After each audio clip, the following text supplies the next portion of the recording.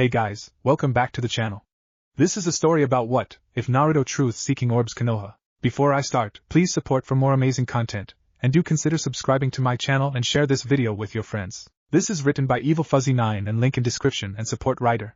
Let's start the video. Naruto Uzumaki, Lord 7th Hokage, had absolutely no reason to travel back in time. When he was younger and more naive, he may have desired to undo some of the tragic losses in his life, but the man he was now knew that such things were an inevitable, even necessary part of his life. He was much older and wiser than he had been during the Fourth Shinobi War. He knew better than to go fooling around with the laws of nature. Theoretically, time travel was possible. Nothing in what Shinobi knew of physics and the laws of causality directly contradicted this. There were even some who claimed it had been done before, who claimed to know of people who knew of scrolls which held such powerful and forbidden techniques. And while there was no definitive proof that any of these alleged time travel jutsu were authentic, scholars on such matters generally agreed that there was always a chance, which was why the Lord 7th Hokage went to such lengths to seal away any and all such jutsu scrolls he came across. Whether they worked or not, it was Naruto's opinion that time travel was something far too dangerous to be risked. He had no desire to find out if any of those so-called time travel jutsu actually worked. As far as he was concerned, the risks far outweighed any of the meager potential benefits. The world was at peace. It wasn't a perfect utopia by any means, and there were still occasional, limited conflicts, but compared to the uneasy, watchful peace of his youth, and the all-out chaos of his teenage years, what the hidden villages had now was like a dream. So much effort had been put into forging and upholding these truces, these goodwill pacts of limited mutual disarmament and demilitarization, that Konoha's honorable Nanadame saw the possibility of time travel as nothing but a headache just waiting to happen. The alliances, the promises, the slowly and painstakingly established friendships which had enabled all of this to be achieved were all just too valuable to be thrown away in a fit of pique. He was not about to let anyone stupidly undo all of the work he and the other Kage had done, especially not anyone so full of themselves as to honestly think that they could do better. Nothing was perfect. What they had now was as close as Naruto believed they would ever achieve within his lifetime. So he wasn't about to let anyone go and start fucking up everything he and his comrades had sacrificed so much to accomplish. Naruto Uzumaki had no reason to go back in time.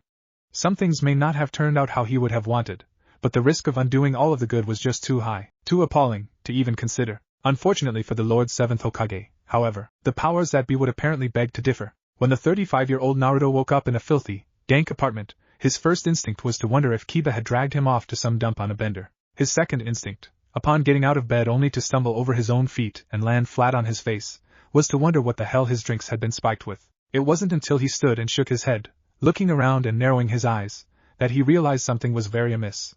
The scale of this room was all off. It was far too big for an ordinary person. He wasn't exactly the tallest guy around, but he wasn't a shrimp either. And Naruto hadn't been this close to being at eye level with a doorknob while standing straight up since he was just a kid. I swear, if this is Yamato's idea of a prank, the Lord 7th muttered, scowling and grumbling about what style users with terrible senses of humor. Standing back up, Naruto extended his chakra senses, expecting to find a telltale trace of the ANBU captain's pine-scented essence. What he found instead left him extremely bemused. He was surrounded by unfamiliar chakra signatures.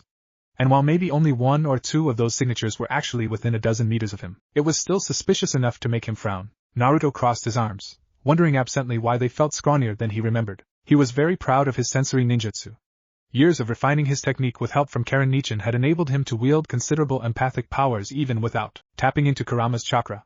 Even half asleep and possibly hungover, Naruto had a rough maximum sensory range of 100 kilometers. If he dipped into Kurama's chakra, his area of perception would easily encompass almost the entirety of the elemental nations. And while Naruto wasn't anywhere near obsessive enough to try and commit every one of those innumerable chakra signatures to memory, particularly since his ability to detect life was acute enough to even pick out individual microscopic organisms, if he focused, to feel only 2 or 3 immediately familiar auras within his entire base range of perception was distinctly worrying. The signatures he did recognize, however, were sufficiently reassuring to head off any hints of tension that might have otherwise begun to surface. When Sasuke Uchiha woke up that morning, the first thing he noticed was that he had 2 arms. For most people, this would have been entirely reasonable, even expected. But Sasuke had not had a full left arm since his teenage years, when the limb had been blown off in a clash of obscenely high-powered jutsu between him and his closest friend/fiercest rival. So to wake up with one was disconcerting, and vaguely annoying, to say the least. After the end of the Fourth Secret War, Naruto and most of those closest to Sasuke had almost immediately forgiven and forgotten all of his many transgressions between the ages of 13 and 17, ranging from defection, attempted murder, high treason, assassinating the acting Hokage, several more counts of attempted murder, and trying to spark a continent-wide revolution.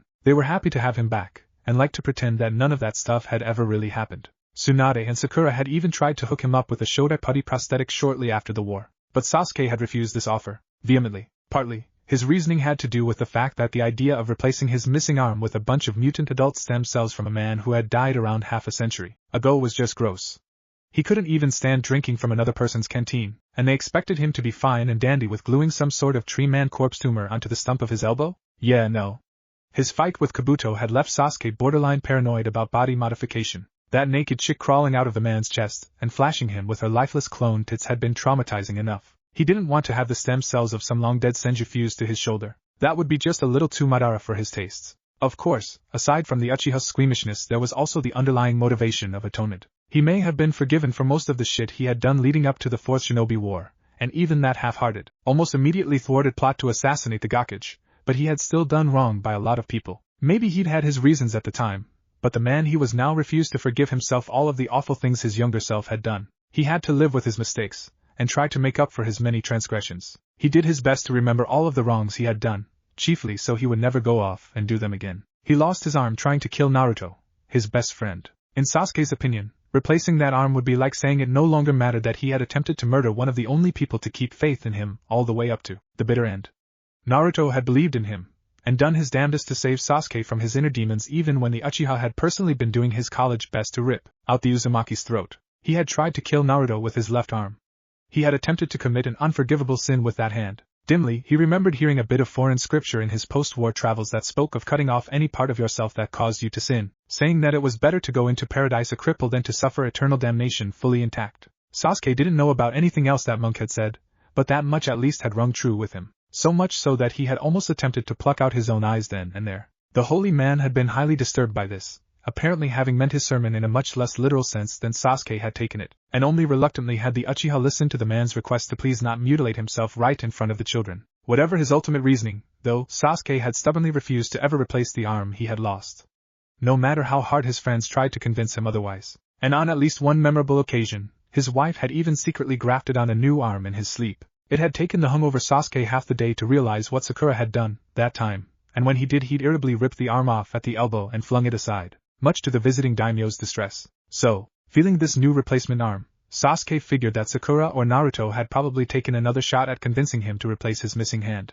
He did not appreciate the gesture. "Damn it, you guys," he muttered, irritably grabbing the offending limb in his hand. "What part of I don't want a new arm? Can't you understand?" Casually and effortlessly, Sasuke flicked his wrist and ripped off this most recent replacement limb. It took him a second to register the blood, and by the time he did, the blinding pain was almost bad enough to keep him from focusing long enough to cauterize the wound with an emergency Kagetsuchi. Well, that was unexpected. Sakura was the first one to realize she had traveled back in time. Mostly because, 1. She had woken up in a bed only big enough for one. 2. She appeared to have been sleeping in her childhood bedroom. 3. Her childhood home had been destroyed by Pain's big-ass Shinra Tensei over a decade ago. 4. Even if that house and her bedroom had still been intact and standing, her childhood bedroom should have felt much smaller to her adult self. And 5. Her chest was completely devoid of anything even remotely resembling actual. This last detail was the most telling, because while it was possible that someone could have built a perfect replica of her childhood bedroom and scaled it up to freak her out, which sounded like just the kind of collaborative prank that Naruto, Sai, and Ino might pull off if they were feeling especially bored, Sakura felt reasonably certain she would have noticed undergoing any kind of breast reduction surgery. Also, whatever this was, it sure as hell wasn't a genjutsu. She'd had enough kinky illusion sex with her husband and his Tsukuyami to know most intimately when something was and wasn't real. So, adding all of these details together, and taking a peek at the calendar just to be sure, Sakura felt it was pretty safe to say that she had somehow traveled back in time. And judging by the almost complete flatness of her chest, she reckoned that her current body was somewhere around 12 or 13. Fortunately, her chakra reserves seemed to be completely intact, or else this could have been a very bad thing. As it was, Sakura just hoped she wasn't the only one to have wound up in the past, or else this was going to be a very long, very boring wait. Hinata was immediately aware of one thing when she woke up. Her husband was not in bed next to her. Activating her Byakugan, she saw that he also wasn't anywhere in the house.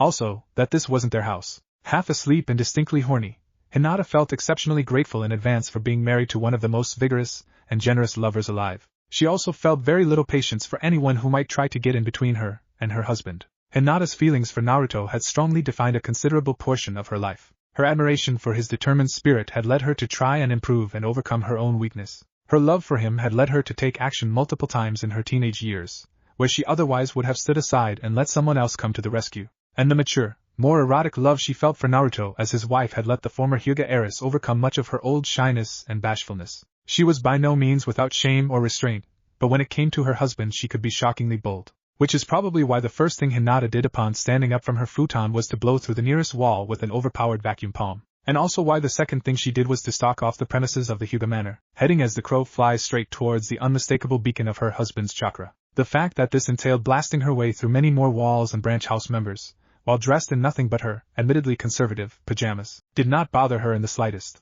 Hinata Uzumaki had pined over a decade for Naruto before he had finally come to reciprocate her feelings. She was not about to let anything keep her from seeking him out and showing him her love. Over and over and over again. Good news, I'm still in Konoha. This was Naruto's first thought after stumbling his way, half naked, out of that vaguely familiar apartment. He still felt dreadfully hungover, and the open sunlight was like a pair of red-hot daggers being stabbed into his skull. He was distracted from the murderous headache, however, stupid Kurama never letting him use his chakra to fix those fucking hangovers grumble, by the sight of the Hokage monument. Bad news? There were only 4 faces. It looks like I'm in the past. He pinched the bridge of his nose. God fucking damn it. This realization naturally put the Lord's 7th Hokage in an extremely foul mood.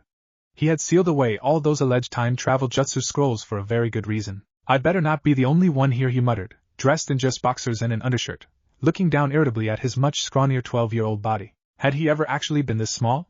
It seemed inconceivable. He was then distracted from his thoughts by a very familiar flare of distinctive fire chakra roughly in the direction of Sasuke's old apartment. It was quite small, considering the sort of things Sasuke usually broke that jutsu out for. Probably no more than a little flicker of flame, and it disappeared almost immediately too.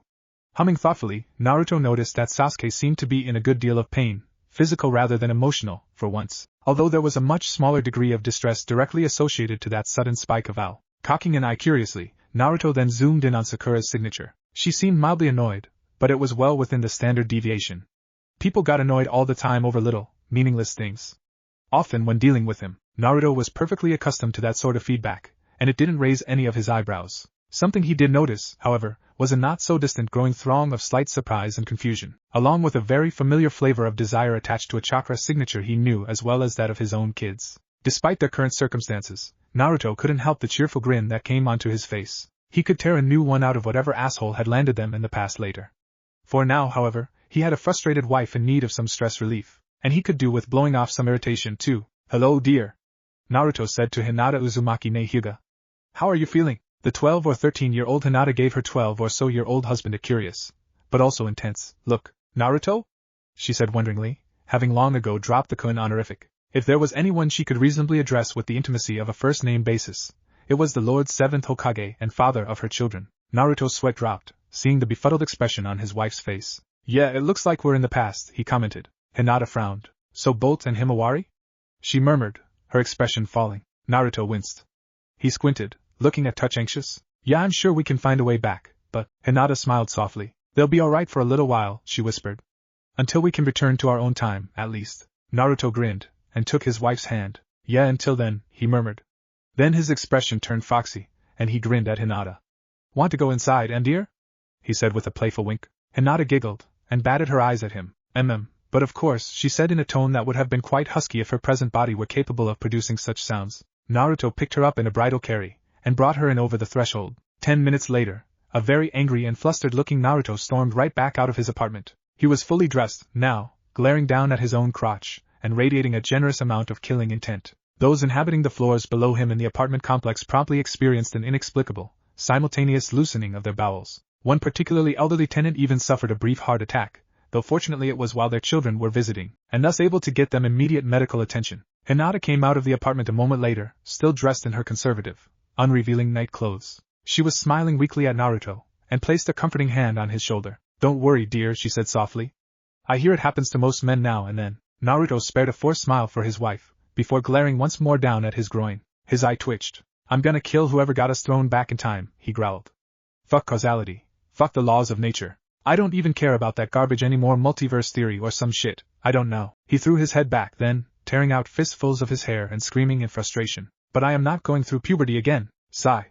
What am I going to do with you, Sasuke? These were the first words the Uchiha heard upon his return to consciousness, after drifting in a haze of blinding pain for an indeterminate length of time. Ripping off that prosthetic arm had apparently not been such a good idea, considering how the blood proceeded to get everywhere. I should be asking you that, Han, Sasuke chuckled weakly, grinning at the face of his wife. His vision was still a touch blurry from the tears that welled up in response to the inexplicable agony which shot up from the stump of his arm, but he would have recognized that shade of pink anywhere. He felt his wife's chakra fluctuate by the most microscopic fraction of a percentage as she flicked one of her hands over a badly charred elbow. As he blinked the saline out of his eyes, he could begin to make out the minuscule chakra scalpels which delicately chipped away at the burnt tissue, surgically excising the useless flesh a tiny bit at a time while simultaneously exhorting the healthy cells to split up and replace the damaged ones. No matter how many times he watched Sakura at work, Sasuke could never get over how damned hypnotic her medical jutsu was. It was entrancing in a way he couldn't really explain. His Sharingan, as the tipsy Konohamaru had once famously dubbed it, let him see the finest details of her mystic palm technique, and the infinite subtlety of Sakura's chakra control never ceased to fascinate him. It was one of the outer reasons to find a woman attractive, he supposed, but something about Sakura's medical ninjutsu just left Sasuke Uchiha all but completely incapable of tearing his eyes away. He marveled at her skill, the absolute confidence and precision with which she worked. His visual prowess gave Sasuke an aesthetic appreciation for his wife's medical skills that surpassed even the pragmatic gratefulness for her healing abilities. Her every motion was exactly as she meant it to be, her chakra doing nothing she did not will it to. It was sublime. Watching Sakura do her thing as a medic was like watching one of the Renaissance masters at work. She had absolute control of her hands and her chakra. Like what you see? Sakura teased her husband, seeing his eyes on her hands, which also meant that his gaze just so happened to be on level with her chest. Sasuke blinked then, suddenly realizing something. Hearing Sakura's voice a second time, he now had the clarity of mind to perceive a curious oddity. She didn't have the subtle rasp, or slightest purring tenor she had come to possess as a mature, fully grown woman. The oral texture of her voice was less rich than Sasuke was accustomed to, less aged and refined. He heard less of a resonance in her torso, less depth and richness in her tone. If Sasuke didn't know any better, he would have said it sounded almost like Sakura was. He blinked again, his eyes flicking momentarily from Sakura's hands. He stared at his wife's chest for several silent seconds. Huh, he said at length, staring at what should have been at least a modest swell. I know I said I liked them on the smaller side anyways, but what happened to your breasts? The same thing that has happened to your little Kusanagi, I'm sure, said Sakura frankly, smiling down at her husband. Sasuke's eyes wandered up from his wife's presently non-existent rack, and he stared blankly at her face, particularly her forehead, which appeared to be completely devoid of something to which he had become very accustomed over the years. And the same as what's happened to your seal of 100 strengths? He wondered. A beat. Sakura's previous statement finally got through his skull, and Sasuke's Sharingan/Rinnegan combo widened. Wait, he said, his voice sounding far more high-pitched than it should have in his sudden distress. What's happened to my? Sakura smiled sheepishly at her husband. I'd say about -23 years, she quipped. Ko was a member of the Hyuga clan's branch house. He was adequately skilled with the gentle fist, and possessed a Byakugan of average strength. In no way was he terribly remarkable, save perhaps that he was one of the younger branch house members currently in active service. Niji was younger still, of course, but the young teen was also Ko's superior in skill. Plus he rather vehemently and openly loathed the main house of the Hyuga, so there were naturally certain duties that could not exactly be entrusted to him. This was not to say, of course, that Niji was the only cadet branch member to dislike the main branch. Bitter feelings ran deep between the two houses of the Hyuga clan, and many of the lesser clansmen fairly resented their treatment at the hands of the few elite main branch members. Ko himself had enough reason to mutter darkly about the clan elders and their policies, and he was not exactly the clan head's biggest fan, but he was also a reasonable, responsible young man. He did not begrudge the duties laid at his feet as a member of the branch house.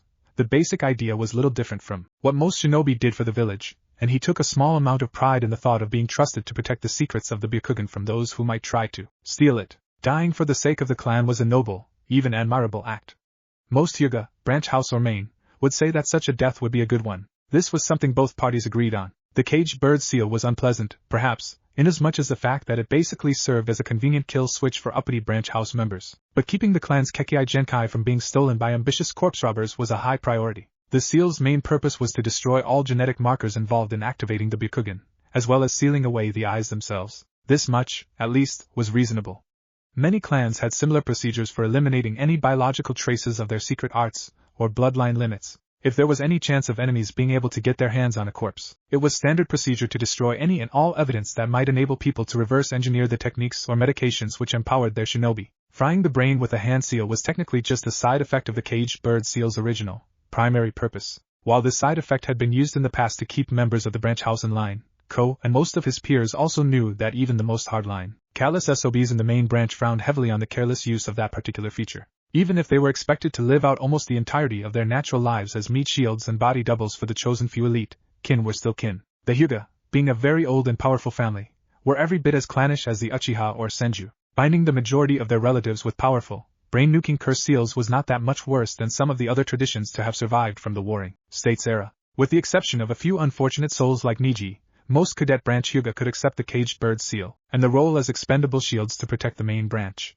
They were a ninja clan, after all, such things were an integral facet of their existence. Where Ko and many other branch house members drew the line, however, were things like this. Hinata-sama, please return home with me. Your father would like a word with you. Ko looked at the girl with a grimace, hoping she didn't notice the slight shiver that raced through him when she returned his glance, or hear the faint whimper that he couldn't quite manage to choke back when she smiled at him. It was always the nice, quiet ones, wasn't it?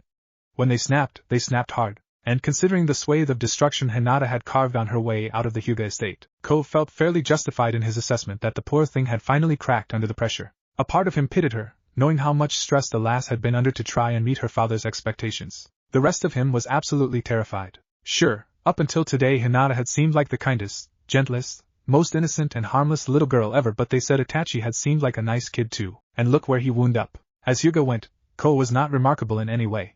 He was of average height, average build, average skill, and average looks. If you were to chart all the various aspects of Hyuga clan members and draw up a theoretical median for each of their different traits, the overall result would probably look a lot like Ko. Basically, he was just one step up from nameless fodder. He had about as much character as a Star Trek redshirt, and roughly equivalent chances of surviving any kind of serious shit. If so much as a gentle breeze wafted through the Hyuga estate, Ko would be one of the first casualties. He was completely expendable, and he damn well knew it. Which was probably why he was mentally cursing Hayashi and his ancestors to the 7th generation, which also happened to include a number of Ko's own predecessors, as he valiantly tried to convince the seemingly snapped Hinata to return with him peacefully to the manor. Hopefully, she wouldn't decide to kill him too painfully. Sasuke stared at his wife. It took him several long minutes to process what she was saying. What? His words were as flat as his wife's chest, his expression as blank as a fresh sheet of paper. We're in the past, dear, Sakura repeated more explicitly. Back to about the age of 12, if my calendar is right. Which it probably is, seeing how fastidious I've always been about such things. Sasuke blinked owlishly. He sat up in his bed, looking down blankly at the stump of his left arm. Well, that certainly explains the blood, he said blandly.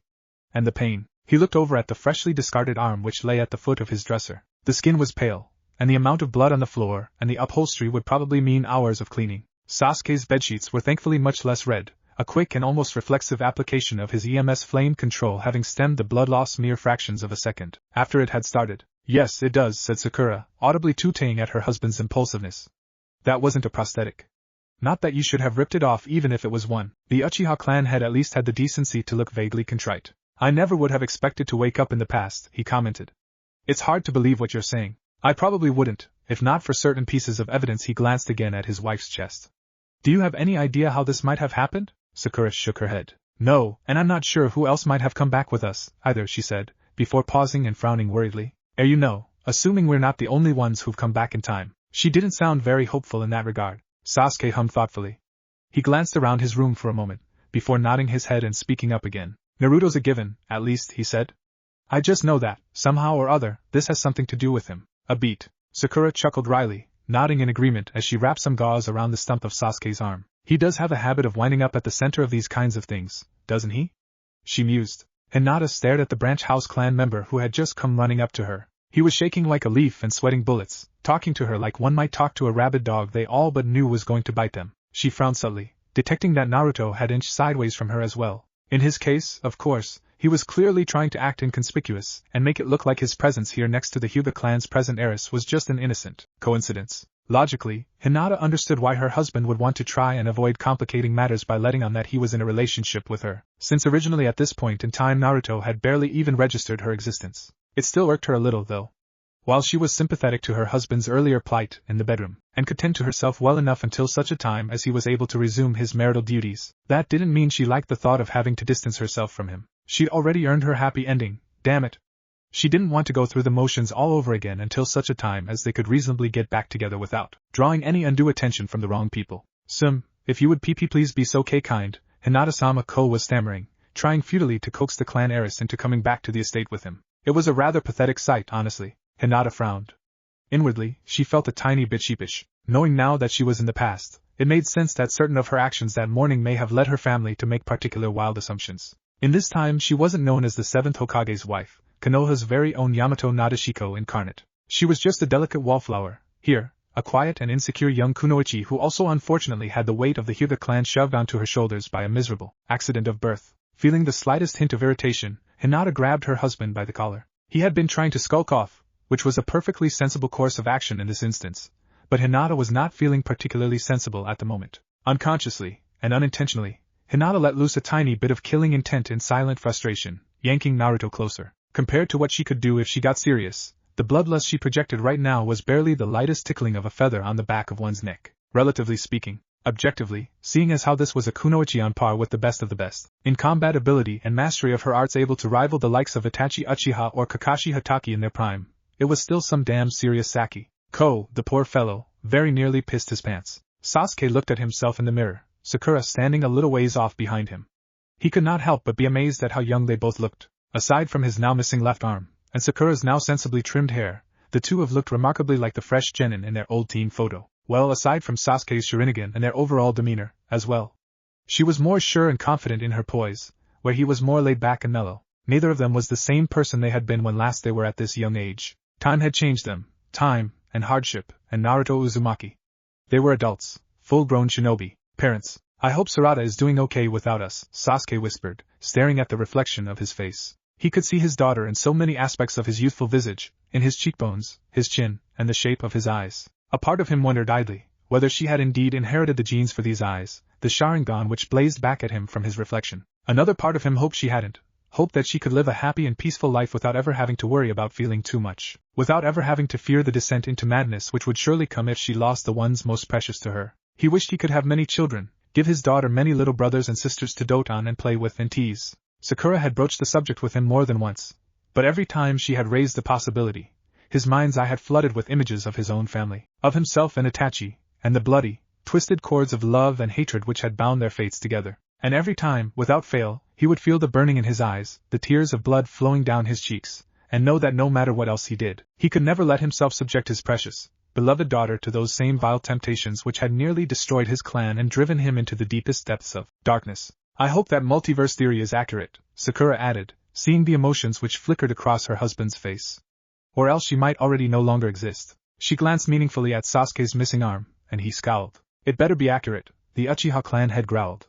Because I won't hesitate to rip the space-time continuum apart at the seams if it means getting to see her again. Sakura nodded, and silently prayed that it wouldn't come to that. Considering the level of power he and Naruto wielded, Sasuke's threat was hardly idle. Until then, though, she said, interrupting her love's dark thoughts, would you be a dear and help me reapply my Ian's seal? Considering the changes you've already made, I suppose it probably can't hurt to be prepared. Sasuke looked sidelong at his wife, smiling softly. How long do you think it will take you to charge it up? He asked her. Sakura waved a hand dismissively. Our chakra came back with our minds, she said. We may be in our 12-year-old bodies, but we have all the control and capacity that we did as adults. It should only take me a week or so to fill up my Byakugan no into a workable level.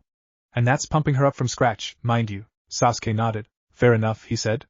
That's pretty convenient. Explains how you could rip your arm right off, too, Sakura added. You have the same control as your future self, so it's a simple matter to unconsciously boost your physical capabilities with precision chakra manipulation. Sasuke smiled, and glanced around thoughtfully. Yeah, he murmured. A pause. Say, have you got a sealing brush on you? Sakura nodded, even as she started to disrobe. Naruto briefly considered making a break for it. He only dimly recognized the person standing before him and Hinata thanks to the strong family resemblance between Hyuga. But he was fairly sure that whoever this guy was, he would not be happy if he found out what he and Hinata had just been doing in his apartment. Or, well, trying to do anyways. It seemed that the 7th Hokage hadn't quite hit puberty yet at this point in time, much to his continuing frustration. But still. While Naruto only had a very general recollection of his childhood, he did remember well enough that most people had not liked him. It was debatable whether the member of a shinobi clan like the Hyuga would be so uninformed as to mistake the jail for its prisoner. But he hadn't exactly done anything to endear himself to them yet in this timeline. Well, aside from Hinata, according to what his wife had told him of her childhood admiration for him. But that wouldn't exactly fix his problem. Son of the Yondaime, or not, Naruto was pretty sure that the Hayashi of this time was not about to smile and tearfully give his blessing to him and Hinata. So, quietly, trying to make himself seem as innocent and unimportant as possible, Naruto started to tiptoe away from Hinata and her relative. He made it about 3 steps before he felt his wife's hand on his collar. With a yelp, he was tugged back to Hinata's side, and she fixed him with a meaningful look which told him very clearly that she was not in the mood to be dealing with this shit on her own. Ah, sorry, Naruto mumbled sheepishly. He looked at Ko. What can I do for you this fine day, Hyuga-san? He flashed a weak smile at the probable branch house member, a bit of sweat trickling down his brow. The young man blinked, and did a double take. What are you doing here? He yelped, sounding more tense than anything. I live here, Naruto said lamely, pointing at the apartment door behind him. The Hyuga blinked again, and turned to stare at Hinata. His expression was a curious mix of dismay, disbelief, and utter discombobulation. What? I live here, Naruto repeated for the man's benefit. This is my apartment. He paused, inwardly furrowing his brow as he silently added, I think. So what day is today, anyways? Sasuke asked Sakura, once he'd finished applying the formula for the 100 strength seal to her body.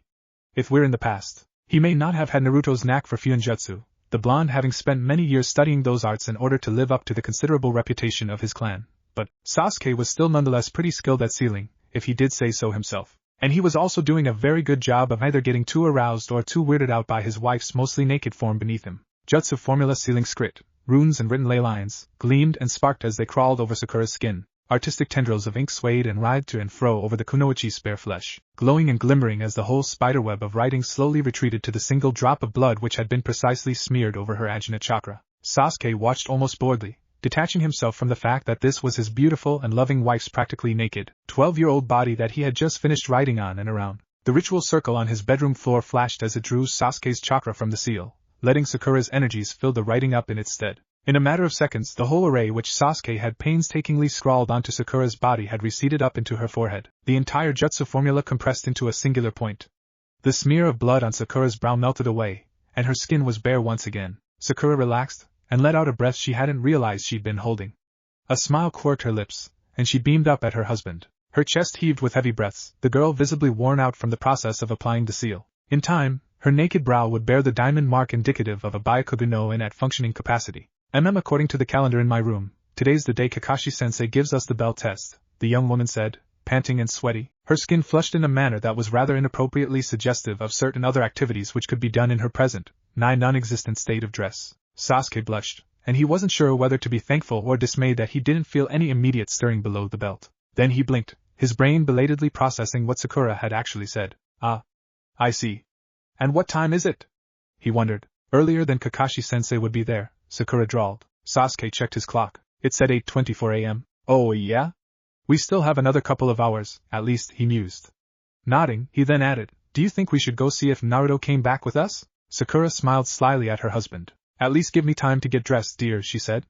Unless you want me to visit him practically naked? Her teasing colored Sasuke's face, and he spluttered sheepishly. All right, he mumbled, blushing hotly at the thought. Sure, go ahead and get dressed. Just don't take too long, okay? Sakura smirked. I make no promises, she said. A woman has to look her best, no matter where it is she's going. As long as you don't spend an hour putting on makeup, Sasuke replied, the redness fading. We don't need to be arriving even later than Kakashi. Sakura rolled her eyes, letting out a most unladylike snort. Oh, please. That was one time, and he was already there in the first place. It was his wedding, after all. Really? And how about Yamato's wedding? Okay, 2 times. But it's not like you've never gotten us late for anything. It'll take as much time in the shower as I need to wash my hair, Sakura drawled. Does Naruto's inauguration ring a bell? Long hair requires a lot of care. Sasuke replied defensively. He almost looked like he was about to start sulking. Besides, the way I remember it, you're the one who suggested it'd look good if I let my hair grow out. And it did look good, Sakura said with a smirk, her eyes glinting. Now if only we could do something about that left arm of yours. Sasuke was the one to roll his eyes this time. I can do everything you need with just the one, he said, smirking suggestively at his wife. Emerald eyes glinted, meeting Sasuke's heterochromatic orbs with a hungry gleam. Oh ho? She purred. And are you of a mind to prove that little boast? Sasuke smirked, and his eyes lit up. I'll do more than just prove it, he said with a husky growl. Clothes went flying everywhere, and 2 youthful bodies, oh godly flashbacks repress, fell to the floor in a tangle of limbs. Ko blinked.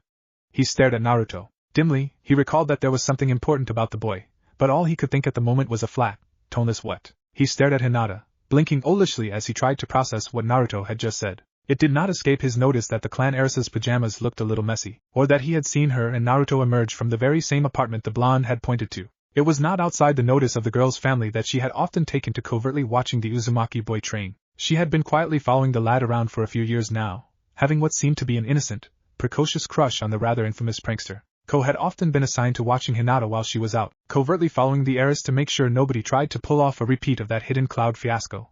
while he was aloof and demanding. Hayashi-sama did worry about the girl's well-being, and was very clear on making sure that she was properly supervised within the village limits. Ko had as such more than once watched the girl watch Naruto. Most clan members who cared to discuss such matters were at least distantly aware of the nominal heiress's fondness for Naruto Uzumaki, and while a modestly sizable portion quietly disapproved of this, most of the rest were ambivalent, or even found it cute. Ko, for what it's worth, was in the third category. He understood his role as a member of the branch house, and accepted his duty in preserving the Hyuga clan's prosperity. He would give his life to protect the village his family called home, sacrifice his eyes and his freedom if that would keep the enemy from stealing the clan's secrets. He respected the respective roles of the main and cadet branches. This did not mean, however, that he particularly liked the clan head.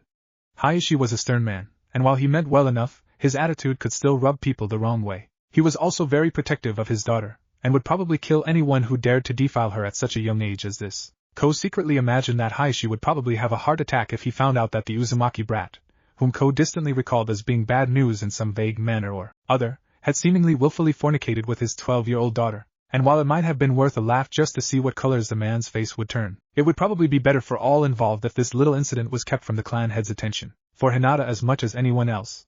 Ko didn't pretend to understand why the girl had snapped that morning, but she looked relatively nonviolent now, and if the fact that she wasn't currently flinging him through the air like a rag doll could be attributed to anything the blonde prankster had done, well, Ko could look the other way. Just this once. If you come with me, Hinata-sama, he said slowly, carefully. I'm sure we can forget all about whatever has happened here. It was a gamble. If Hinata was actually still snapped, then words would be useless.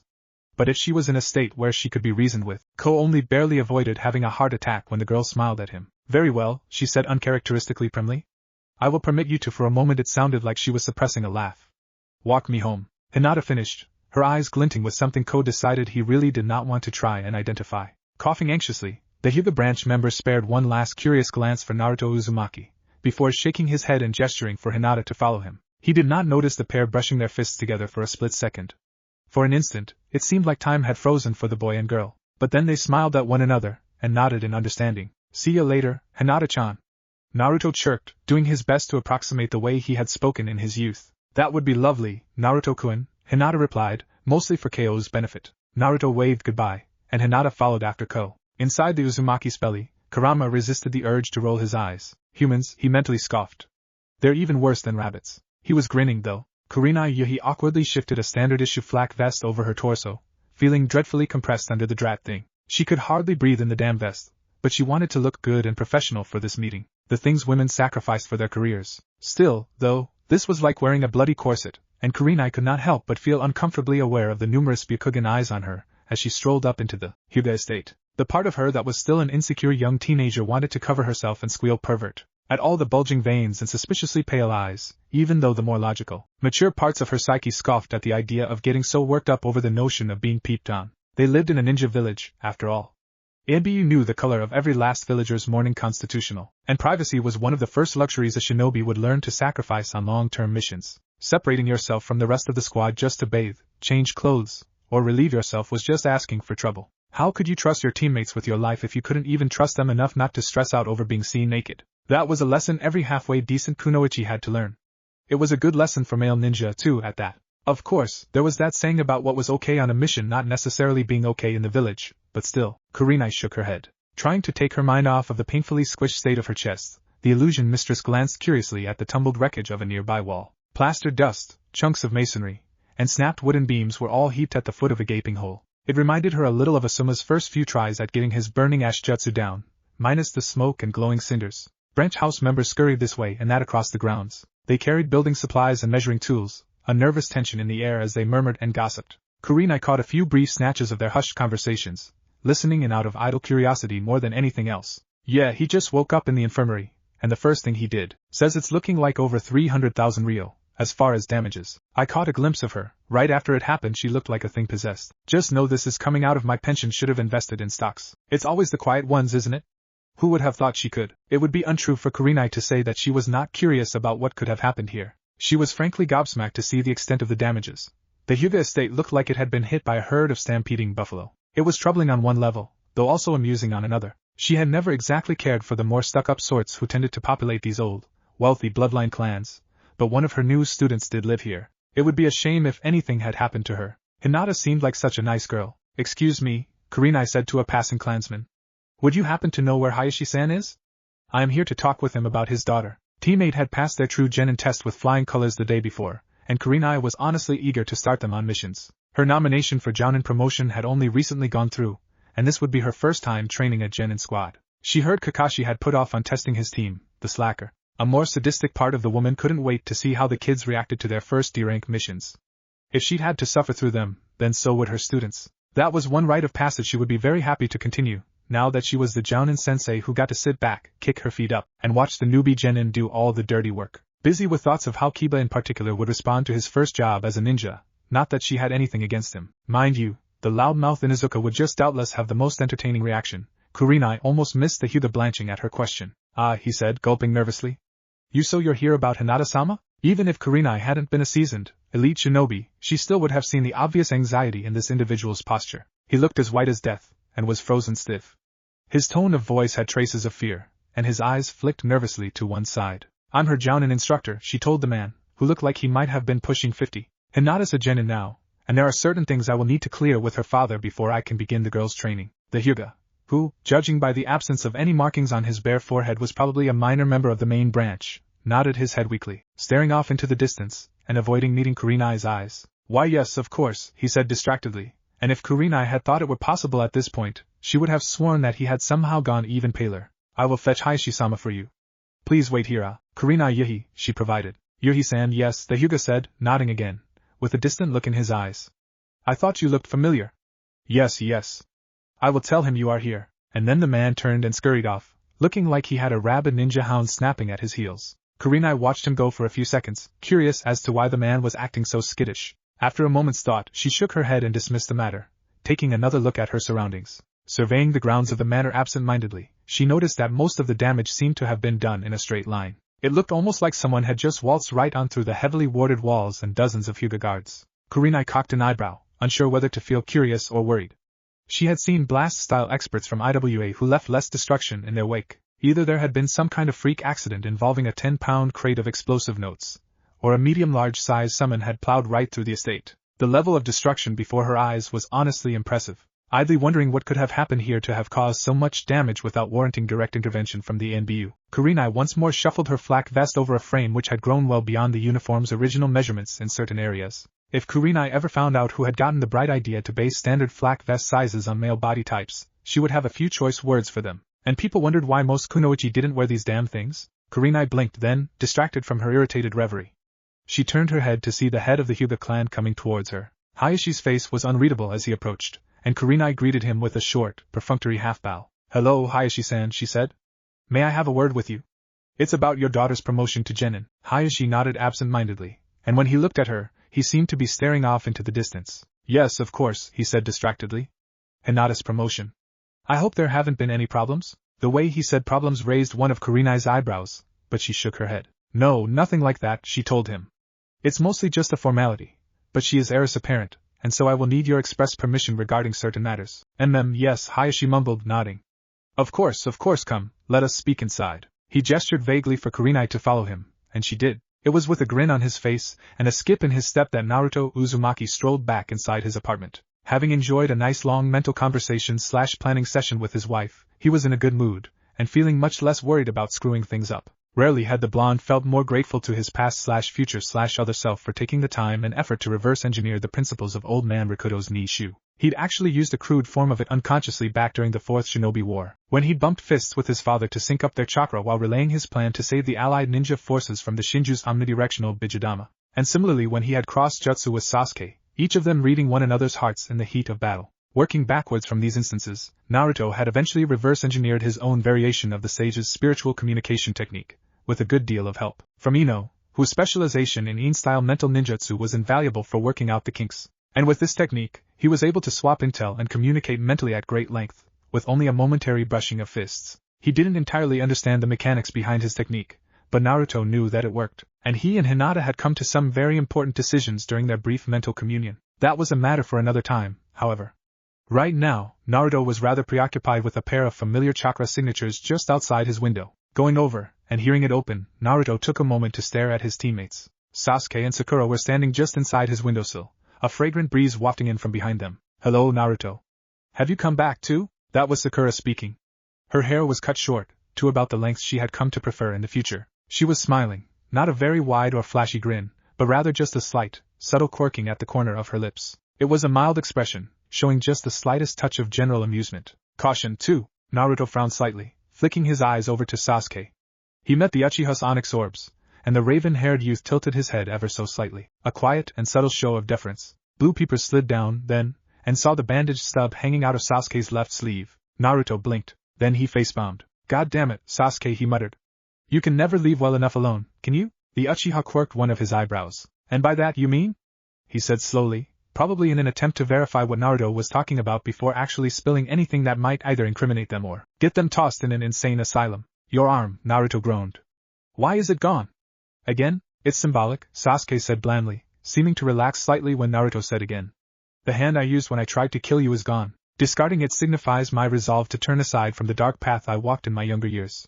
It's a sign of my penitence, and of my ultimate acceptance of your philosophy. A beat. Naruto stared at Sasuke, looking distinctly unimpressed. You know, I'm pretty sure you've tried to kill me plenty of times with your right hand too, he drawled. Sasuke rolled his eyes. Just because you don't appreciate the symbolism, he grumbled irritably. Sakura gave a weak chuckle, and a what can you do sort of shrug. For what it's worth, he hadn't realized we were back when he ripped it off, she told Naruto. And I did offer to reattach it for him, since we're, you know, in the past and all. But, well, a sigh. He burned it, didn't he? Naruto deadpanned. He massaged his temples. To his credit, Sasuke somehow managed to make himself look almost innocent when the Lord Seventh said this. Sorry, Sakura said, looking sincerely apologetic. I tried to stop him, but, no, it's okay, Naruto wearily interjected, pinching the bridge of his nose. Honestly, compared to what Hinata did. Oh? She came back too? Sasuke said. Yeah, Sakura frowned. Wait, what did she do?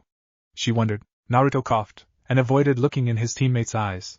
He appeared awfully sheepish. Well, the rest of her clan might be under the impression that she's another Itachi waiting to happen, he mumbled. Sasuke and Sakura winced. Yikes, the latter murmured. So much for not changing things, huh? At least you won't have to worry about being called weak this time around, Sasuke said, trying to look on the bright side. Naruto and Sakura shared a sweat drop. That's certainly one way of looking at it, the former mused.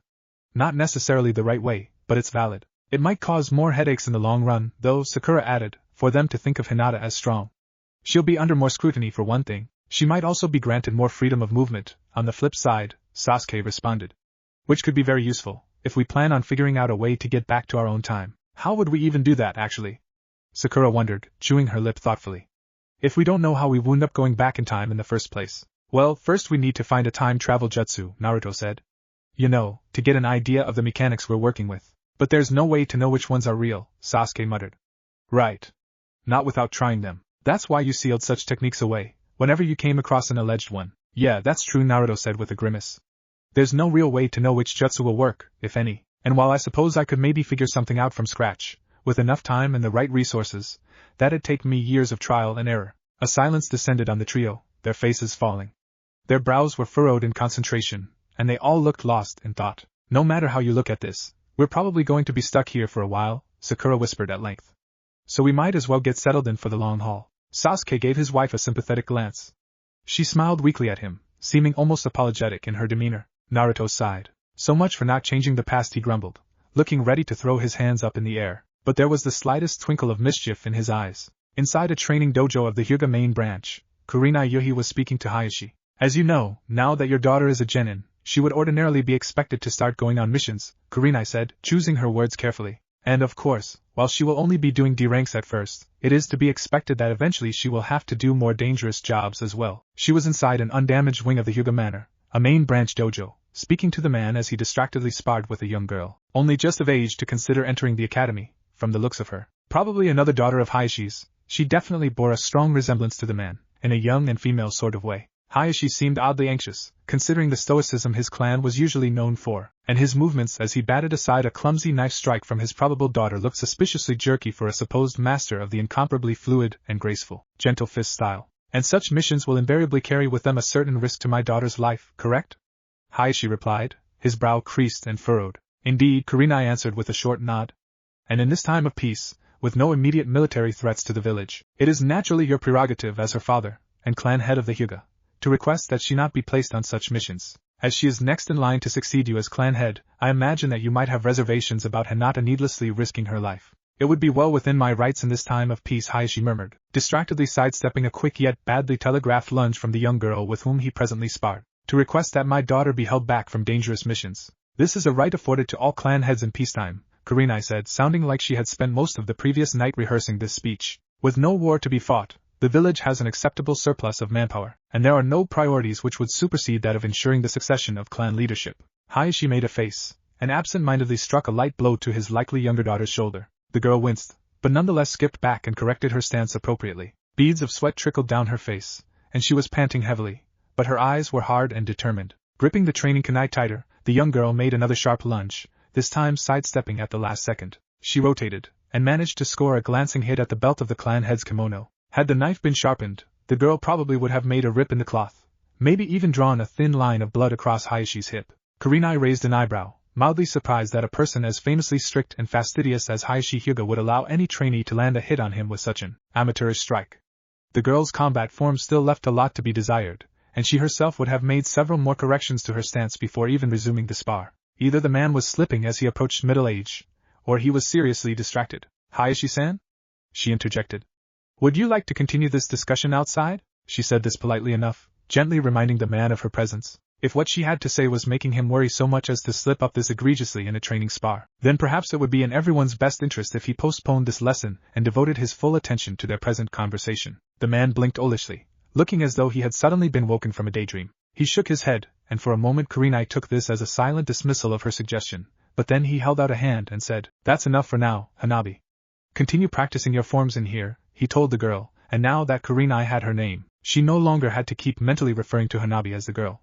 "I will speak with Yuhi-san outside." Hayashi then turned and followed Kurenai out the nearby door, making the woman wonder briefly why he had even led her inside in the first place. Before she could ponder further on the matter, however, she heard a strangled yelp from behind her. The sound caught her off guard, and a ninja caught off guard was a very dangerous thing. Reacting immediately, Kurenai had her hands up and ready to start weaving seals. Over a decade of combat experience preparing the woman to leap into action at the drop of a hat. Crimson eyes for which she had been named flicked intently over her surroundings, every fiber of the woman's being tensed and ready to fight. What she saw made her blink owlishly.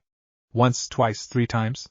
She stared blankly at the clan head of the Hyuga, dropping stiffly and disbelievingly out of her combat stance. Weakly, Kurenai shook her head. Hayashi Hyuga was halfway up the dojo wall, looking like a princess who had just seen a mouse or a poisonous viper. This hardened war veteran and elite Jounin-class shinobi, a man renowned far and wide for his visual prowess and martial skill, was staring bug-eyed, petrified, at the cutest and most harmless thing Kurenai had ever seen. "Hello, father," said Hinata Hyuga, greeting Hayashi with the sweetest of grins. "Kurenai-sensei," was added as an afterthought, the girl nodding politely in said woman's direction. Kurenai blinked again. She looked from Hayashi, to Hinata, to Hayashi again. "Did I miss something?" she said, feeling like she had been left completely out of the loop. Hinata smiled, and waved a hand dismissively. "Oh, it was nothing, sensei," she said cheerfully. "Just an unfortunate misunderstanding. I assure you it won't happen again." She bowed towards her father then, who was still cowering and clinging to the wall like some kind of silky-haired spider. It seemed the last part of that statement was addressed as much to Hayashi as to her. Kurenai was at a loss. "A what?" she said. So, do I have your permission, Hayashi-san?" The Hyuga clan head blushed, looking distinctly flustered, and he cleared his throat, though he didn't come down from the wall. "Why yes, of course," he said, audibly trying to maintain his composure. "Do whatever you wish. I give you full clearance to supervise my daughter's training." He then paused. Unless, of course, you would like to say otherwise, Hinata?" He glanced nervously at the girl, who replied with a soft smile and short shake of her head. "No," she said. "I will be happy to study under Kurenai-sensei and broaden my horizons." Hayashi nodded nervously. "Well, okay then," he said almost a little too eagerly. "That's that. Yes, feel free to go along. I'm sure your teammates are waiting for you, dear." Hinata smiled a little wider and nodded. "Thank you very much, father," she said with another bow, before turning to Kurenai. "Well then, shall we be off, Kurenai-sensei?" The genjutsu expert nodded dumbly, bemused. Hinata clapped her hands together gently, and nodded, before quietly turning and walking off. Kurenai, at a loss for words, followed the girl to the training grounds where Shino and Kiba would probably be waiting soon enough for their first official mission. Kurenai felt like she would be happy to pitch in. D-ranks were mind-numbingly dull, but at least they made sense. 596-03, Naruto said. His teammates stared at him blankly. "Eh?" said Sakura, a delivery ninja, the blonde elaborated. "He's someone I, met in the past. Future." He frowned. "Other timeline?" A pause. "Yeah, let's go with that. What would you need a delivery ninja for?" Sasuke inquired, looking a touch curious. I don't recall you ever using such services during your tenure as Hokage. Naruto averted his gaze, looking distinctly sheepish. Well, let's just say that me and Pervy Sage kinda got ourselves blacklisted by them during our training trip. Those guys don't mess around when it comes to their no-ship list. Sakura blinked. Oh, I think I heard about that. It's the same reason you wound up taking on Jiraiya-sama's mantle as author of the Ika Ika series, right? The Pinkette said. I still can't believe you read that smut, Sasuke added in a mutter, rolling his eyes. Sakura shrugged. It's very entertaining smut, she said flippantly. Say what you will about his research methods, but Jiraiya-sama knew how to write an engaging novel. More's the pity he never managed to get an audience outside of that thinly veiled porn. Naruto sighed. I would have loved to see a sequel to his Legend of a Gutsy Ninja. He shook his head then, and waved a hand as if to physically dismiss this particular tangent. But anyways, my point is, I can use their services now, since he blushed. Ahem, that incident never happened, now. He gave Sasuke a meaningful look. Seeing as how some of us have already gone ahead and started changing shit, I figure I might as well throw caution to the wind. What's the worst that could happen, right?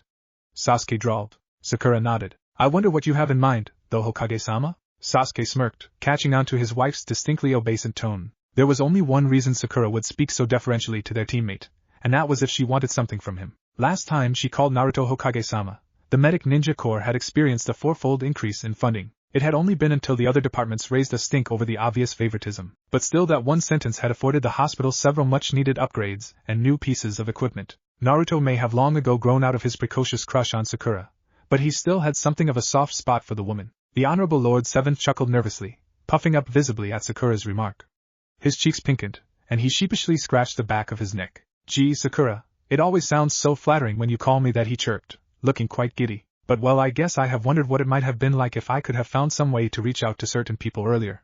Especially knowing what I know now. His eyes twinkled, and Sasuke couldn't help but get a shiver down his spine. He knew this look all too well. Shikamaru had once said that there was nothing more dangerous than an idiot with an idea, and the couple of idiots standing before him were hands down two of the most dangerous people on the face of the earth. It would be very convenient to have Tsunade-sama back in the village, Sakura said offhandedly, batting her eyelashes at Naruto in an almost sickeningly cute fashion. And she's family of yours, after all, Sasuke hummed thoughtfully. He scratched his chin as though stroking an imaginary beard, a spark of slightest mischief in the depths of his eyes. My brother is still alive, he said, making it out as though he were just muttering this absent-mindedly. And Danzo is still kicking around, kicking puppies and all that. Naruto grinned. That's one person I regret not being able to get to before he kicked the bucket, he remarked. It seems a real shame that such undying conviction should have been wasted on his own selfish machinations. Sakura smirked. You have a plan, she observed. I wouldn't call it a plan, Naruto replied. More like a few crazy, half-baked ideas. Sasuke laughed. That's our Hokage, he drawled. Naruto puffed up proudly, and Sakura giggled. First things first, though, the Pinkette remarked. We should probably get to the training grounds. Today's the day of the bell test, and it's getting close to when Kakashi-sensei should arrive. Sasuke and Naruto shared a look. They grinned, a shared thought passing between them. Payback time. Kakashi Hatake was many things. An elite jounin, a child prodigy, the sole surviving student of the Yellow Flash. He was the only person outside the Uchiha clan to ever master the Sharingan, a former ANBU Black Ops captain, and the son of the White Fang. To call him a genius would be an understatement. He held the record for earliest genin promotion in the history of the Hidden Leaf, and had become a chunin at an even younger age than the legendary Sannin. By the time he was the age of these recent academy graduates, he had already earned his place among the village elite and proven himself qualified to serve as a jounin. He was the famed Sharingan Kakashi, who was said to have penetrated and copied over 1,000 different spells and illusions. He was one of the very best shinobi in the Leaf, by some people considered to be a living legend in his own right. And he was still in his prime, still growing and improving, so perhaps he held his prospective students to an unrealistically high standard. Maybe it wasn't fair of him to have so harshly failed every genin squad he'd thus far been saddled with. But Kakashi could still remember the blood-stained tragedy his own team had become, and survivor's guilt was nothing to sneeze at. Kakashi was not what you would call a well-adjusted individual. He had more emotional baggage than a luxury cruise for recovering alcoholics. Enough eccentricities and neuroses to send lesser men straight into a white padded cell. For a long time, the only thing that kept him getting up in the morning was sheer force of habit. By civilian standards, he would be considered an unstable basket case. By ex-Black Ops standards, he was only a little below the curve. That was not a career generally conducive to cultivating a healthy psyche. People like Tenzo and Yugao were more the exception than the rule. Most turned out like Kakashi, or like Danzo. The rest either burned out, dropped out, or went rogue. Even Itachi Uchiha had really only been exceptional in the scale of his breakdown. Well, that, and the suddenness of it. But there was a good reason most people knew the Ansatsu Senjutsu Takushibutai as the NBU. They were the dark side of the shinobi forces, doing all of the dirty, unethical, and even downright illegal work that most people thought of when they thought ninja. Honestly, Kakashi would not wish such a career path on his worst enemy. It was miserable, demanding, and unrewarding work. Even the staggeringly high pay of frequent S-rank missions was hardly worth the trauma and emotional scarring. He was one of the last people who should have been entrusted with cultivating the next generation of Leaf Shinobi. Whoever thought it would be a good idea to repeatedly try and saddle an ex-ANBU captain like him with the genin team clearly needed their head examined. That was Kakashi's opinion, at least, but still, as he neared the training grounds where the Lord Third's latest attempt at getting him to either overcome his emotional baggage, or at least pass on some of his knowledge to the next generation were no doubt impatiently awaiting his arrival, the copy ninja could not help but mentally grumble various imprecations against the Hokage and his advisors. Damn you, Sandaime, he thought darkly, his one visible eye narrowed, expression hard and stony. You'd better keep a close eye on that special edition Ika in your lower right-hand desk drawer. It would be a shame if anything happened to it. Genius shinobi or not, he was not above plotting petty revenge. Kakashi stared when he finally arrived at the training grounds. Of all the things he had been anticipating, he had not expected this. His 3 prospective students were sitting together before the training posts, amicably chatting and snacking. Each of them had a bento box in their lap and a smile on their face. They were talking like old friends, discussing subjects trivial and meaningful alike. Not only had they completely disregarded his very ominous warning to not eat any breakfast, but they were visibly getting along quite well. Maybe one of them had actually bothered to do their research? Kakashi blinked then, noticing that Sakura had apparently gotten herself a haircut. The academy photos showed her with long hair that bordered on blatantly impractical for a ninja as young and inexperienced as her, but the girl sitting on Naruto's right had her tresses cut sensibly short. Huh. So she's gotten herself a haircut? Not like that will make much of a difference, of course. A more optimistic man might have taken heart at this, and felt a slight twinge of hopefulness that the girl would prove herself as a dedicated kunoichi. Kakashi wasn't feeling half as generous. Next he eyed Naruto, his sensei's son, and the vessel of the Kyuubi. A part of Kakashi felt a tiny flicker of guilt at not going out of his way to try and connect with the boy before now, but the rest of him deadpanned that a neurotic, emotionally scarred ANBU captain wouldn't have exactly been the best influence for a young, attention-starved orphan. Looking closely, however, Kakashi noted that the boy seemed a little quieter than yesterday. He was less noisy, less demanding for people to focus on him. There was something mellower in his demeanor, less of a pup's yapping in his words. It was like he no longer felt the need to repeatedly and vehemently assert his existence with every word to leave his mouth. Perhaps graduating the academy had soothed some of the lad's insecurities. Maybe Naruto believed that he was finally being acknowledged as a true shinobi, and that people would finally begin to accept him for who he was. Or maybe he just wore himself out yammering away at his teammates all morning, Kakashi thought critically, before turning his attention over to the third member of the squad. One thing was immediately apparent. A beat. Kakashi stared at the stump of Sasuke Uchiha's left arm. Ah, the silver-haired shinobi blurted out, blinking owlishly. Hello then? What happened to your arm? Naruto, Sakura, and Sasuke did not look surprised by the sound of his voice. Although they hadn't acknowledged his arrival, they did seem to know he was there. Not too surprising, since he hadn't really been erasing his presence, but the fact that they didn't respond in any way to his arrival was mildly perplexing. Late or not, he was their commanding officer. It wasn't as though he expected matching salutes and a chorus sir, but the absence of even a mutinous grumble at being made to wait for so long did seem rather uncharacteristic for at least 2 of these kids. That aside, however, the fact that the Rookie of the Year was visibly lacking one of his arms was more pressing in Kakashi's mind, if only for how unexpected it was. He hadn't heard anything about the kid losing a limb, and he was pretty sure that wasn't something the Lord Third would have glossed over in his briefing. Had the boy had a training accident after their meeting yesterday? Such things were not unheard of, even with the best of ninja, and an unsupervised academy student trying out a jutsu beyond his skill level could certainly do some serious damage to himself. The timing was rather unfortunate though. Before Kakashi could continue further on into a mental spiel about all the ways that an orphan academy graduate with a missing limb could get totally fucked over by the system, however, Sasuke languidly turned his head to meet the copy ninja's eye. The boy's expression was inscrutably deadpan. I fell down the stairs, was Sasuke's blithe response. Kakashi blinked again. Oh. I see, he said lamely. It was all he could say, really. How the hell was a person supposed to respond to something like that? It was obviously a lie, but calling the kid out on it wouldn't really accomplish anything. Not if he was still stubborn enough to show up for his genin test. The face-palming which ensued on Sakura and Naruto's parts did not escape Kakashi's notice either. They probably knew the truth of the matter, or else could guess it well enough. Kakashi shook his head. Well, I guess I won't bore you by saying you should seriously consider a career change, he drawled. But don't think I'll go easy on you just because you're a cripple either. He noticed the kid's eye twitch. Ah.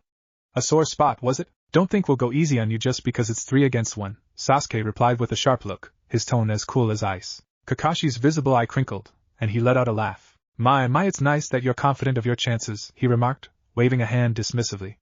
But I haven't even explained the details of this survival exercise yet. He flicked an eye over the bento lunches the three were finishing up.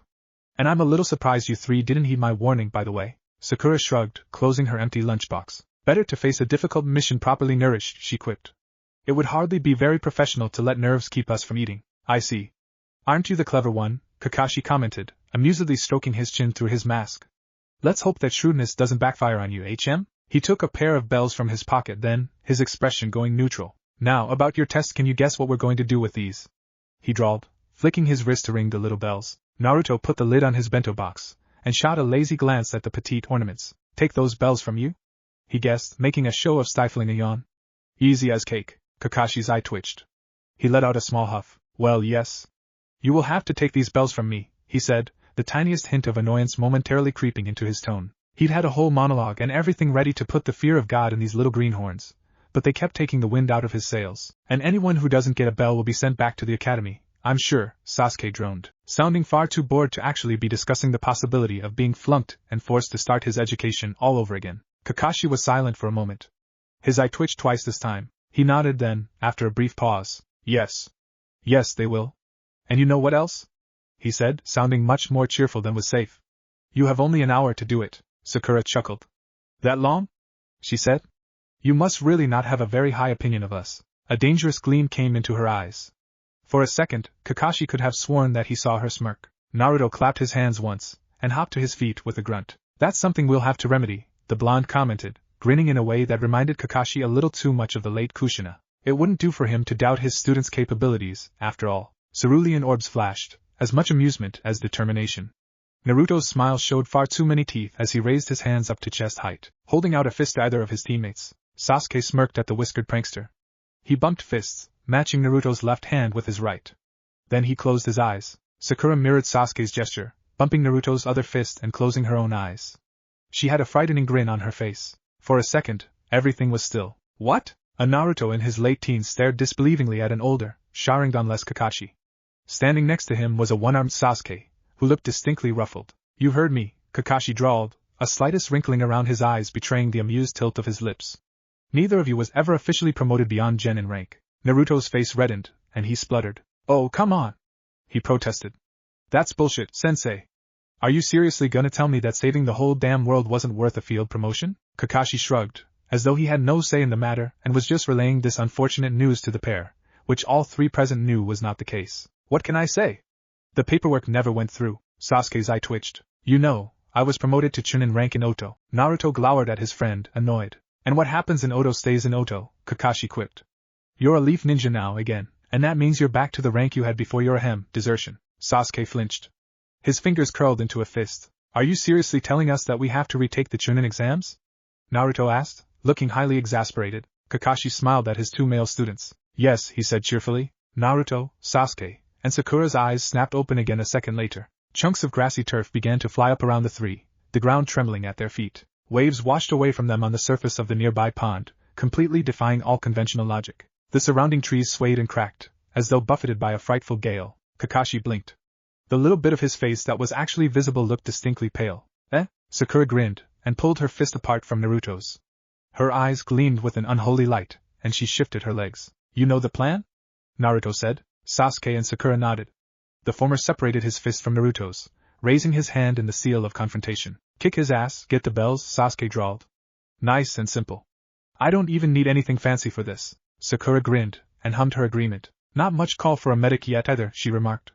But this is about showing teamwork. Naruto nodded, and clapped his hands together. Scatter! He barked. All three of them blurred, and vanished.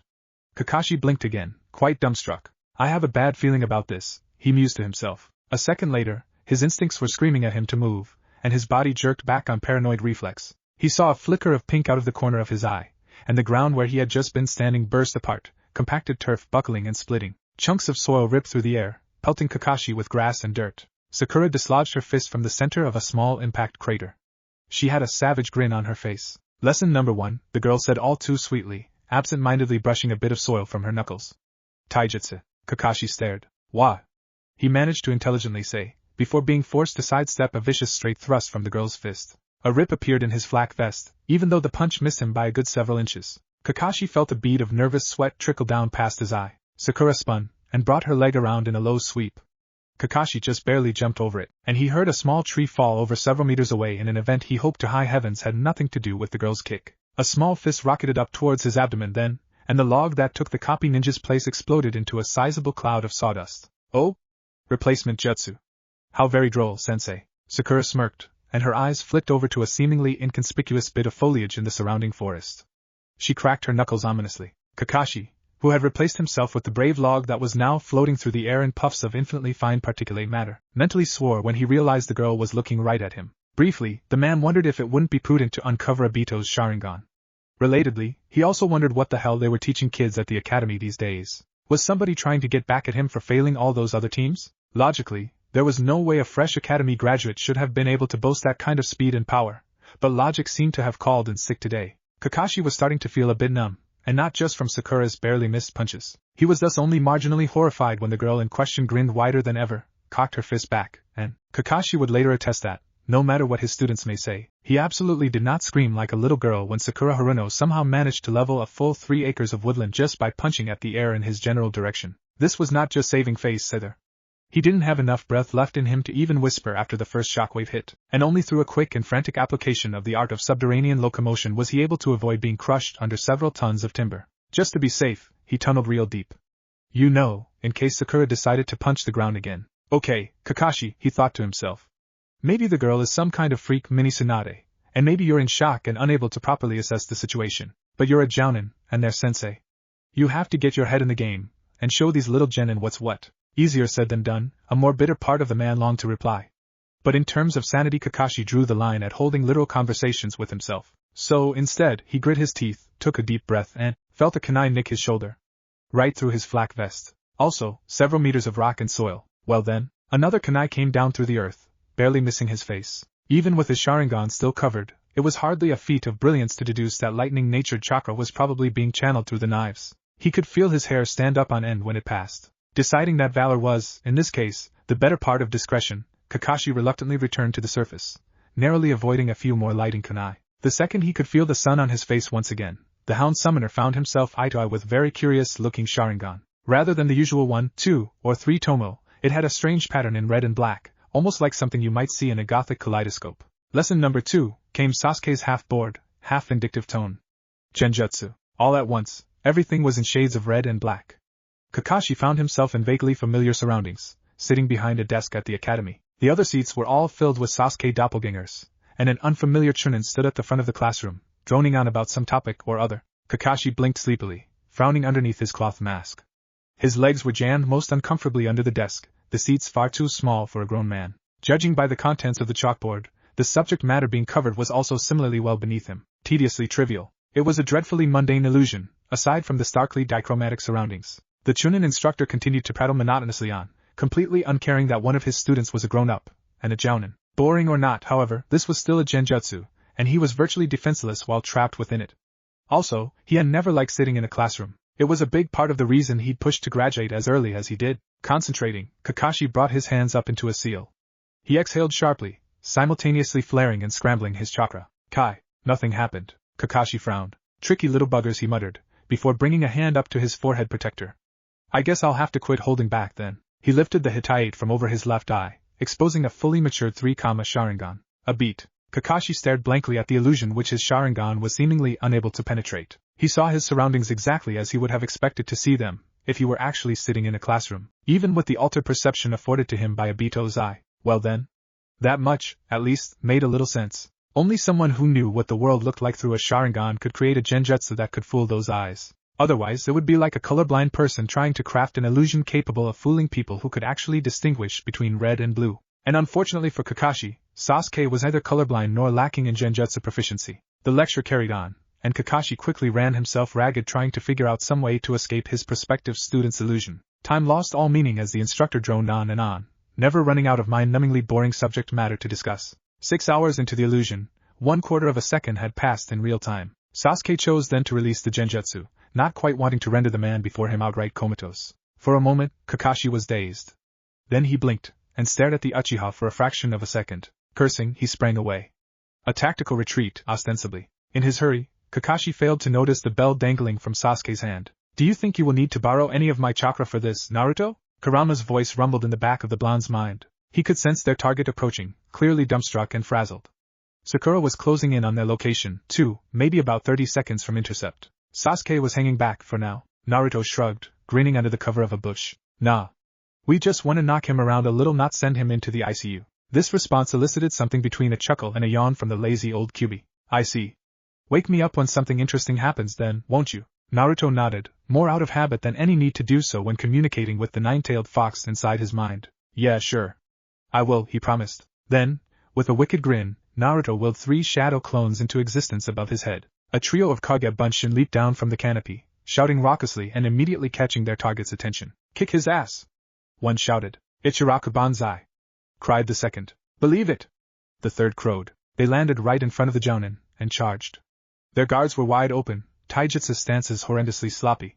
Kakashi's hands were a blur. He effortlessly dispatched the 3 clones, stunning each one with short, quick, non-lethal taijutsu strikes. Nearly as one, the clones burst, vanishing in puffs of white smoke. Kakashi shook his head and tooted in disappointment, seeming to relax slightly now that he was in more familiar territory. What a shame, the man drawled.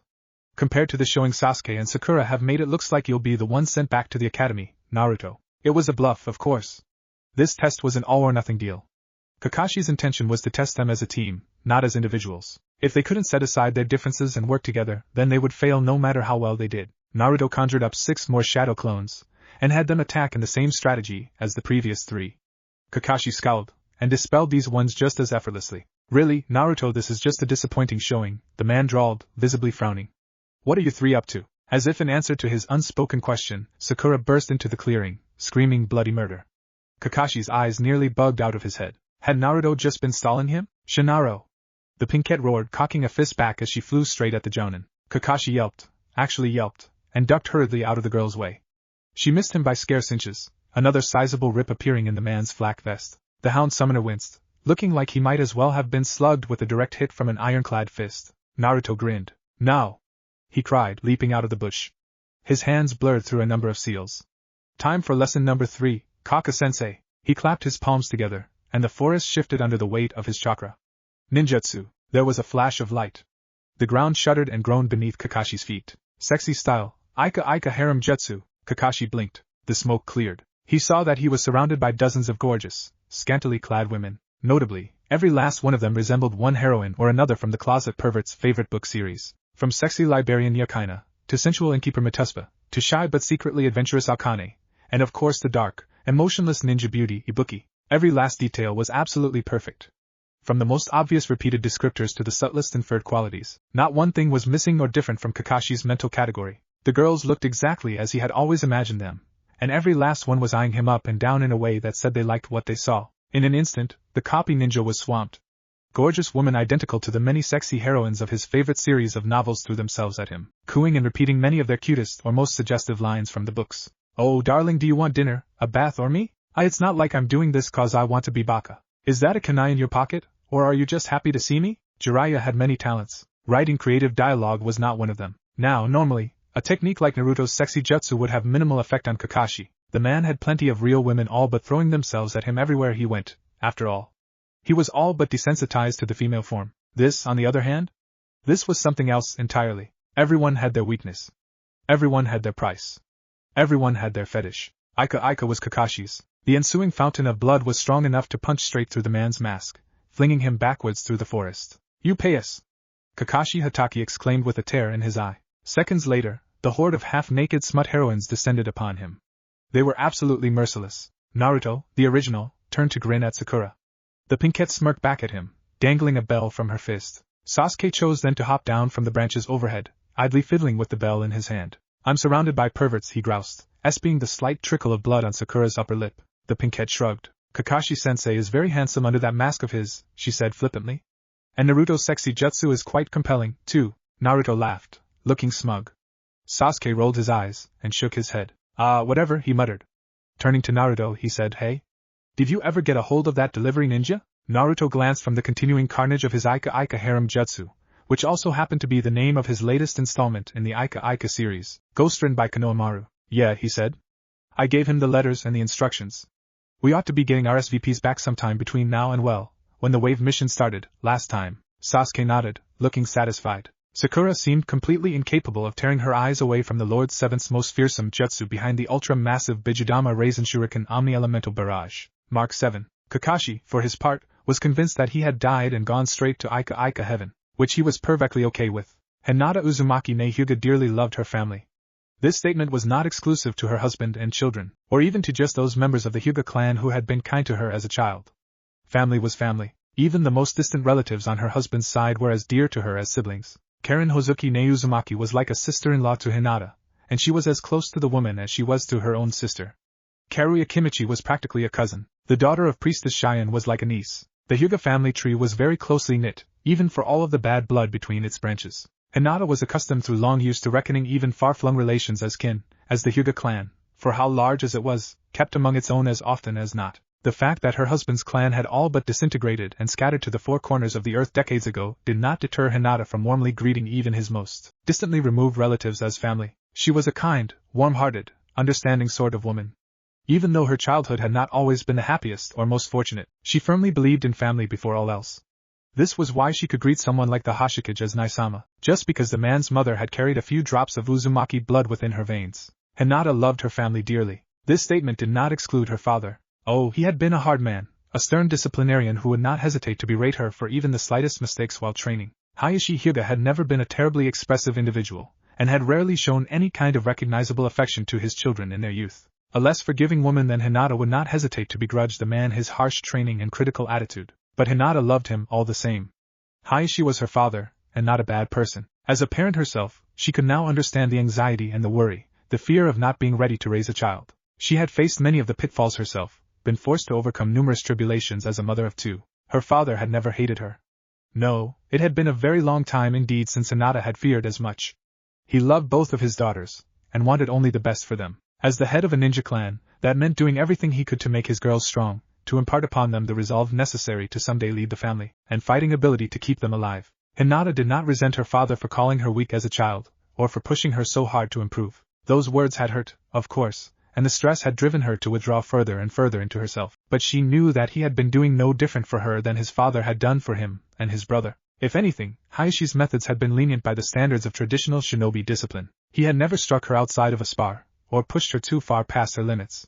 He was not an outwardly affectionate man, but neither had he ever been abusive. When it had become seemingly clear to him that Hinata would likely never be able to completely discard her kind nature, or to overcome her hesitation and self-doubt, he had simply given up and turned his attentions to the more promising Hanabi. This may have dismayed Hinata when she was young, but the person she was now could understand his reasoning. She did not resent the man, or begrudge him that long-past dismissal of her potential. Hinata Uzumaki was a mature, grown woman. She had overcome those insecurities many years ago. She and her father had reconciled when she was still in her teens, and now she was 35 years old, a mother of 2 academy students. With a husband like Naruto Uzumaki, it was only natural that Hinata would have long since come to terms with her childhood. Although she was now in a 12-year-old body, back when her father's antipathy towards her had been at its peak, from Hinata's perspective she had been at peace with the man for almost 20 years. She loved her father dearly, and respected him as well. This did not mean, however, that she could not find amusement in his present fear of her. Honestly, the whole misunderstanding was actually pretty funny from her perspective. The look on his face when he saw her returning to the manor had nearly made Hinata break out in laughter. Even now, a quarter of an hour later, she could still feel 1 or 2 giggles escape her lips as she thought about her father clinging to Dojo's outside wall like the ground had turned into lava. Hayashi hadn't even looked that undignified at his 50th birthday party, when one of his older cousins had cracked out some less than flattering baby pictures of the retired clan head. He snarked. Kiba Inuzuka stared at his female teammate with an odd mixture of confusion and anxiety. Hinata's face was quite a deep shade of red, and her shoulders appeared to be spasming on and off. She looked rather like she was having trouble breathing, too, and was clutching uncharacteristically at her ribs. "Are you alright, Hinata?" he ventured, looking uncertainly at the girl. "Tee ha ha ha, why yes, I'm fine he. Kiba-kun." Shino, from the other side of Hinata, looked askance at the girl. Possibly. He might have also been staring at their new Jounin senseis behind. The sunglasses made it kind of hard to tell where his eyes were actually pointed. "If I didn't know any better, I would say it almost sounds like she's laughing," the Aburaim commented. "Laughing?" Kiba frowned, narrowing his eyes and looking more closely at Hinata's scarlet face and trembling frame. "Huh. Weird. Is that normal for her?" He looked curiously at Shino, perhaps expecting the insect user to have a better insight into their female teammate's personality. Kiba had honestly never actually noticed either of them until yesterday, when they'd been stuck on a genin squad together. Those two were not the kind of people who stood out from the crowd. Shino might have frowned at Kiba's question. It was hard to tell, not that I know of, he said. It seems to be quite uncharacteristic of her, actually. Kiba furrowed his brow. He scratched his head, so he muttered. What? Has she snapped or something? For some unfathomable reason, Hinata's laughter seemed to redouble at this comment. Kiba stared at the girl, uncertain what to think. Akamaru rode on the boy's head, the small white pup eagerly wagging its tail. Hinata shook her head, red-faced and trembling. And no, I'm as sorry, she giggled a little more, tears in her eyes. It's nothing, Kiba-kun, Shino-kun. It's just I just remembered a very funny joke. That's all. Shino seemed to accept this. Kiba cocked an eyebrow suspiciously for a moment, before shrugging and letting it go. He could buy that. I see. Must be one hell of a joke, he commented, stretching boredly. Hinata's lips twitched. Oh, it is. It really is, she said. There was a twinkle of mirth in her eye. A moment of silence passed between the trio of genin, as they followed Kurenai to the mission center. Kiba watched the clouds go by, and Shino stared fixedly at a point a little ways in front of Hinata, who walked directly behind their new sensei. They walked down the street to their destination, the building rearing up ahead of them. Ninja of various ranks came to and fro around them as they drew near to the tower. Shino hummed thoughtfully. I wonder what kind of mission will be assigned. He spoke up, glancing around as they passed them through the door. Kiba let out a barking laugh, and grinned at his male teammate. They'll probably want us to infiltrate some kind of smuggling ring, he confidently declared. Oh. Or maybe we'll be assigned to guard a princess. A beat. Pffffft. Hinata's face turned an impossible shade of maroon, and her cheeks puffed out. Wide-eyed and shaking, her mouth snapped open, a howling laughter escaping her lips. Ha ha ha ha ha. Oh goodness.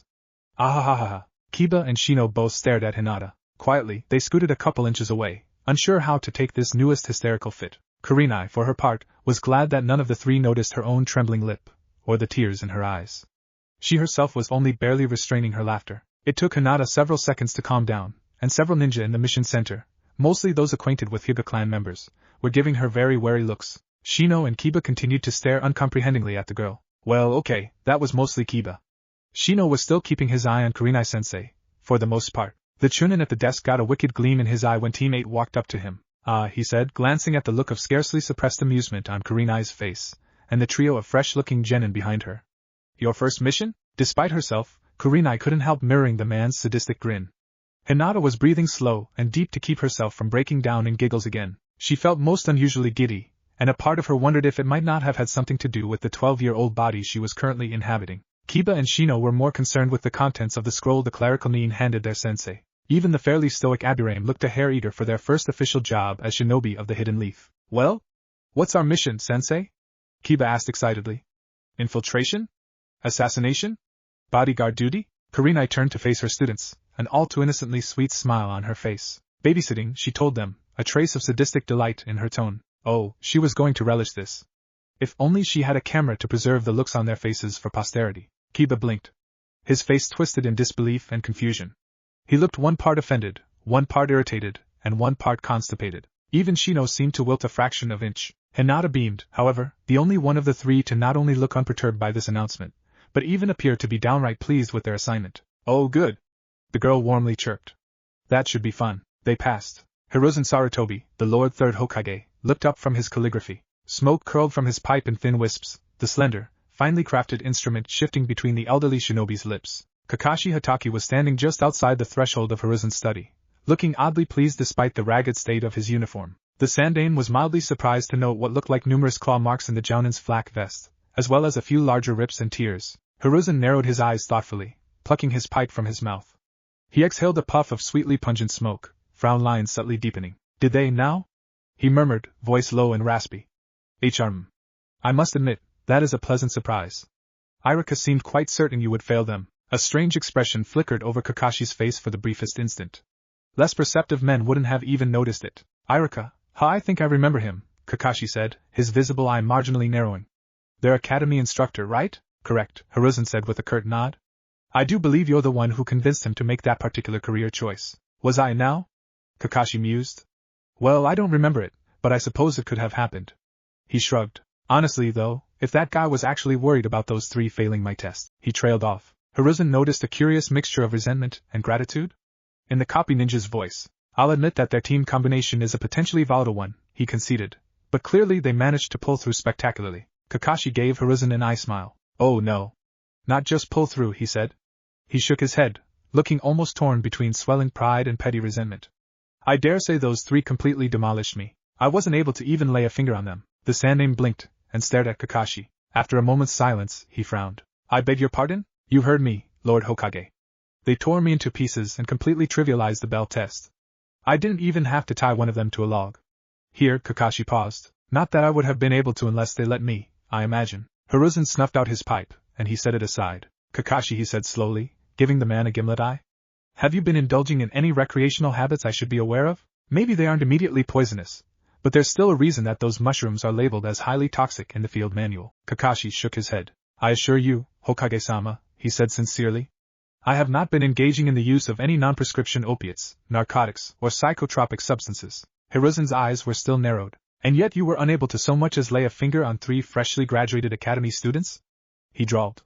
The skepticism was dripping from his tone. Perhaps you need to be sent back for remedial lessons, yourself, Kakashi. Kakashi again shook his head. No. You wouldn't be saying that if you'd seen them in action, he insisted, a strange look in his eye. He glanced pointedly at the Lord Third's crystal ball. Hiruzen cleared his throat, inconspicuously dabbing a bit of blood away from his nostrils as he recalled a certain impromptu spar that had erupted between Anko and Yugao in the hot springs earlier that day. Yes, well, he muttered. They must have set up quite a good number of traps for you in the length of time it took for you to arrive. I do not doubt. He gave Kakashi a pointed look, silently reiterating a well-worn lecture on the distinction between tolerance and approval in regards to the man's customary cunctation. But Kakashi dismissed it with a wave of his hand. The only trap they've set on me since I met the 3 was that eraser Naruto dropped on my head the other day. I don't know what Irika's been teaching those kids, but the only one of them whose abilities didn't completely baffle me was Naruto. Kakashi paused. Although I do wonder how a minor could come to have such an intimate knowledge regarding the Ika series and its heroines. Hiruzen sighed, getting the impression that they were getting back into somewhat more familiar ground. I see, he muttered. So it was that harem jutsu of Naruto's that did you in? Kakashi's smile seemed especially genuine at this comment. The boy has a real talent, he said sincerely, the perverted giggles slipping from the man's mouth, and the visible pinkness in his cheek only slightly ruined the effect of his words. Hiruzen once more dabbed at his nose, closing his eyes and trying not to think about the singularly well-endowed female love interests in his favorite students most famous series, all clad in nothing but thin wisps of smoke, and lewdly squirming and cooing as they piled on top of him, and the Sandaime's cheeks darkened noticeably. The tissue in his hand became stained with red. Yes, of course, he said distractedly, before weakly shaking his head and discarding the blood-drenched tissue. Well, yes, ahem. He cleared his throat. What about the other 2, then? He inquired, trying to change the topic to something less likely to violently exsanguinate him with certain associated mental images. Kakashi paused, frowning. Well, Sakura leveled a good portion of the forest surrounding the training grounds. She's like a freak mini Tsunade, he said with a barely repressed shudder. A moment later, he added, almost as an afterthought, oh, and also Sasuke seems to have awakened some strange kind of Sharingan. The Lord Third blinked. A frown tugged at his lips. Define strange, Kakashi. It didn't have a tomo pattern, Kakashi elaborated. It looked like, well, I don't know how I'd describe it. It was sort of like, he gestured vaguely. Do you know those spyglass sort of toys? The ones with the dials and the twisting shapes that don't actually show what you're looking at. Kakashi scowled, visibly racking his brain for the word. It's well, like it looks sort of like that, or at least the pattern reminded me of something you might see in one of those. He tapped a finger on his wrist, fidgeting as he tried to recall the word. You know, it was like. Hiruzen narrowed his eyes thoughtfully. He stroked his short beard. Like a kaleidoscope? He said, venturing a guess. Kakashi blinked. He snapped his fingers. Yes, that's the word, he said, nodding his head. Yes. It was like a kaleidoscope, except in only red and black. Do you know anything about that? The Sandaime nodded. That does sound familiar, he said. The Lord Second, my mentor and predecessor, did extensive research into the Sharingan during the latter part of his life. I might have some of his old papers still lying around somewhere in my personal library. He gestured for Kakashi to leave, before pausing and getting a thoughtful look. Is there anything else you might need to tell me? Kakashi paused halfway out the door, a thoughtful expression on his face. Well, Sasuke's missing an arm, he commented. Says he fell down the stairs. Hiruzen blinked, then he let out a sigh, and rubbed the bridge of his nose. How troublesome, the professor muttered. Yeah. Tell me about it, Kakashi agreed. Somewhere in the village, Shikamaru Nara sneezed. Man, 12-year-old me was such a slob. Naruto looked around at his apartment, shaking his head. It was an absolute pigsty. Sasuke and Sakura stood behind the blonde, to either side. Both looked around at the apartment, really taking in the messy, filthy state of their friend and teammate's living quarters. Right. Like you aren't still one, Sasuke drawled, rolling his eyes. He smirked at Naruto. The blonde scoffed in response, shooting a dark look back over his shoulder. Bah. What do you know? He grumbled. Sakura looked around appraisingly. She and Sasuke had been in here earlier, of course, but she hadn't really taken the time to take a good look around until now. She gave a weak shrug, and a lopsided half-smile. I don't know, she murmured. I wouldn't say it's that bad. Naruto scratched the back of his neck, and he gave Sakura a sort of grateful look. You think so? He said. I mean, I know I was just a kid living on my own. Why yeah, it's not that bad, Sakura repeated, saying it with a touch less conviction. Sasuke snorted. I've seen landfills with less garbage, he scoffed, wrinkling his nose. Please tell me you plan on tidying up in here, Naruto. The blonde shrugged. Maybe if I have time, he said, waving a hand dismissively. But I was kinda busy sending out those letters earlier. You know? Yes, unfortunately, Sasuke muttered. He grimaced at the sight of a half-empty cup ramen sitting amongst wrinkled, dirty tissues. Sakura frowned, placing a hand on her husband's shoulder. Now, dear, she said, her tone gently remonstrating. Be polite. That was as much your idea as Naruto's. I know, Sasuke sighed, rolling his eyes. Honestly, woman, between you and our honorable Lord Hokage, it's a wonder I've managed to stay sane all these years. That's assuming an awful lot. Naruto guffawed, elbowing his friend in the ribs. Like you aren't already completely cracked. He waggled his eyebrows teasingly. Sasuke looked like he was an inch away from pouting. Bastard, he sniped, but there was no real heat behind the word. Sakura smiled indulgently, and wrapped an arm around Sasuke's waist. Naruto chuckled, and cleared away a spot on his couch. Garbage and old scrolls were heaped onto the coffee table, and one of the legs was propped up on a stack of ancient, yellowing newspapers. This place could really use a woman's touch, the pinkette observed absent-mindedly. Maybe Hinata could help you tidy up? It's like the bachelor pad from hell, Sasuke agreed. Naruto shrugged, before letting himself plop down on the couch. I was a total slob as a kid, he conceded. But it's not like I'll be inviting people over for dinner parties, or anything. A sock chose that moment to wriggle its way out from under a stack of ramen cups. Stale and crusty, more brown than white, the article of clothing started crawling off the coffee table. Gurgling hideously, the vile thing flopped onto the floor with an audible grunt. Naruto pinned it down with a lazily flung kunai, not even looking in the sock's direction as he continued chatting with his teammates. Sasuke and Sakura spared a mildly disturbed glance toward the still-writhing garment. The blood-curdling screams were rather disconcerting. Naruto, Sasuke said, looking slightly sick. Please. Clean your damn apartment. Sakura nodded weakly in agreement. Why yeah, I think we'd all rather avoid a repeat of the boxer shorts rebellion, she concurred. Or the curdled milk revolt, Sasuke added, his eyes glinting with something like amusement. Sakura smiled crookedly. Oh yes, she said.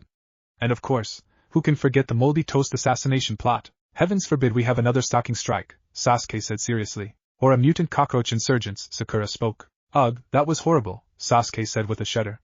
Don't even remind me. He made a face. Sakura nodded sagely, and gave him a reassuring pat on the shoulder. Don't worry, Han, I'm sure we'll be able to cut it off before it starts, she said. If it looks like the roaches are about to achieve sentience, and assimilate the power of chakra from Naruto's garbage. The 7th Hokage made a very rude gesture. Assholes, Naruto grumbled, sounding distinctly petulant. I am so assigning you each a month of D-ranks when we get back home. Sasuke and Sakura smiled, and whistled innocently. Welcome home, dear. How was your mission? This was the first thing Naruto heard upon passing the Chunin Gate guards. It was a fine, sunny day that saw Team 7's return from their first official C rank, and Hinata smiled cheerfully as her beloved walked back into the village. The mission went about as well as you could expect, Naruto said with a shrug. It turned into an A rank before we were even a day's walk from the village, of course. You know how that kind of thing goes. Hinata nodded, and fell in step alongside Naruto as the blonde and his team made their way into the village. Sasuke and Sakura nodded at the girl in acknowledgement, politely greeting her with a wave or a smile. Kakashi didn't outwardly respond to Hinata's presence. He had his nose buried in a careworn copy of Ika Ika Paradise, and probably wouldn't have noticed it if the entire village burst into flames all around him. Naruto smiled at the girl, though, an easy grin quirking his lips. Hinata returned the smile in her own demure fashion, quietly confident in her poise and expression. I see, she said thoughtfully. Are you okay? All right, Naruto answered, assuaging her concern with a wave of his hand. Wasn't anything we couldn't handle. That's good, Hinata commented. I'd hate to see you or your teammates injured on your first real mission. Naruto gave her a sly grin, and puffed out his chest. Nonsense, Hinata-chan. Every mission we take is important to the village. No matter what a job might be ranked as, it is imperative that we take it seriously. To do anything less would be an insult to our pride as shinobi, and to the trust of the Hokage. Hinata giggled, and patted him on the shoulder. Yes, dear. Of course, dear, she said, responding in an absent-minded, smile and nod sort of fashion. Whatever you say. Naruto repaid this comment with a blink and humid peck on the cheek, and a similarly quick pat on the rear. You know what I mean, sweetie, he spoke, winking cheerfully. Every little bit counts, and the village depends on the revenue we bring in with our missions. Hinata giggled, and retaliated by snatching her husband's hand and twining their fingers tightly together. You tease, she said, her eyes glinting with amusement. She winked at him. Don't start something you can't finish, Naruto pouted. Even if I still can't do it reliably, he muttered before shaking his head. Well, that's beside the point. I've got good news. Hinata delicately arched a slim, lavender eyebrow. Oh? And what would that be? She inquired carefully. The mission was a success. The way he said mission made it clear to her that he meant something quite apart from any job sanctioned by the Honorable Sandaime. She smiled cautiously, an unreadable expression flitting momentarily across her face. Ah, she murmured.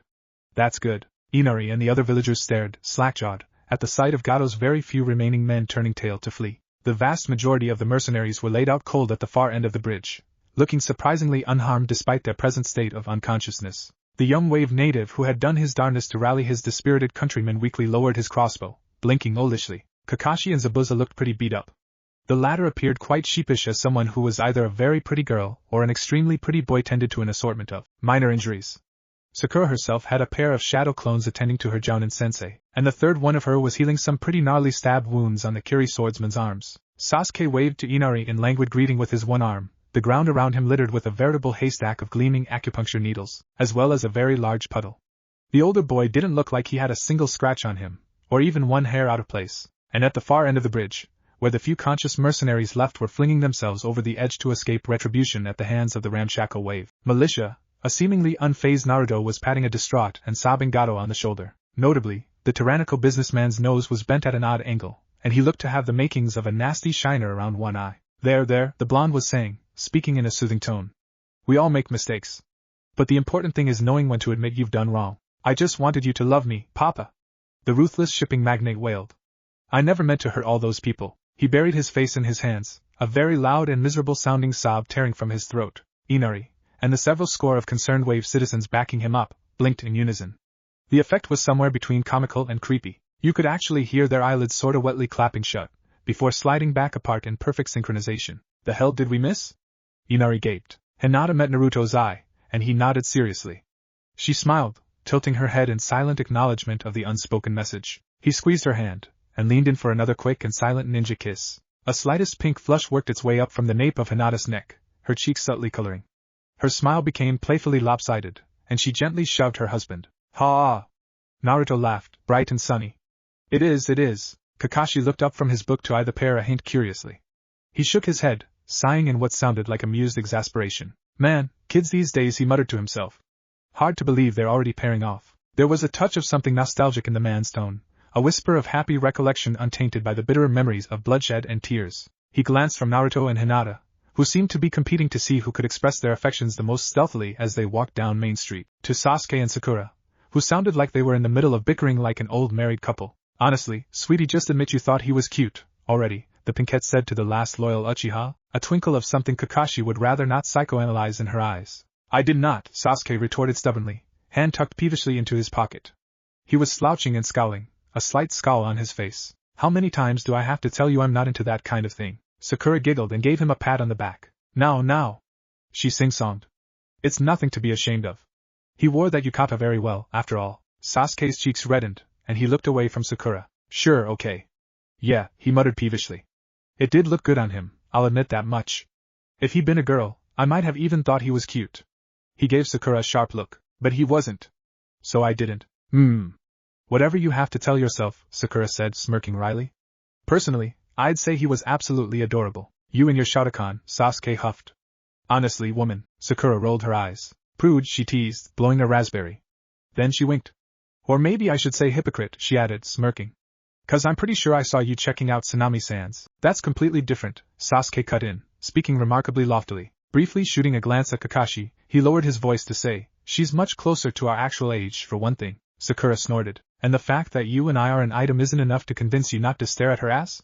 She jibed, though there was no actual heat in her words. Oh, please.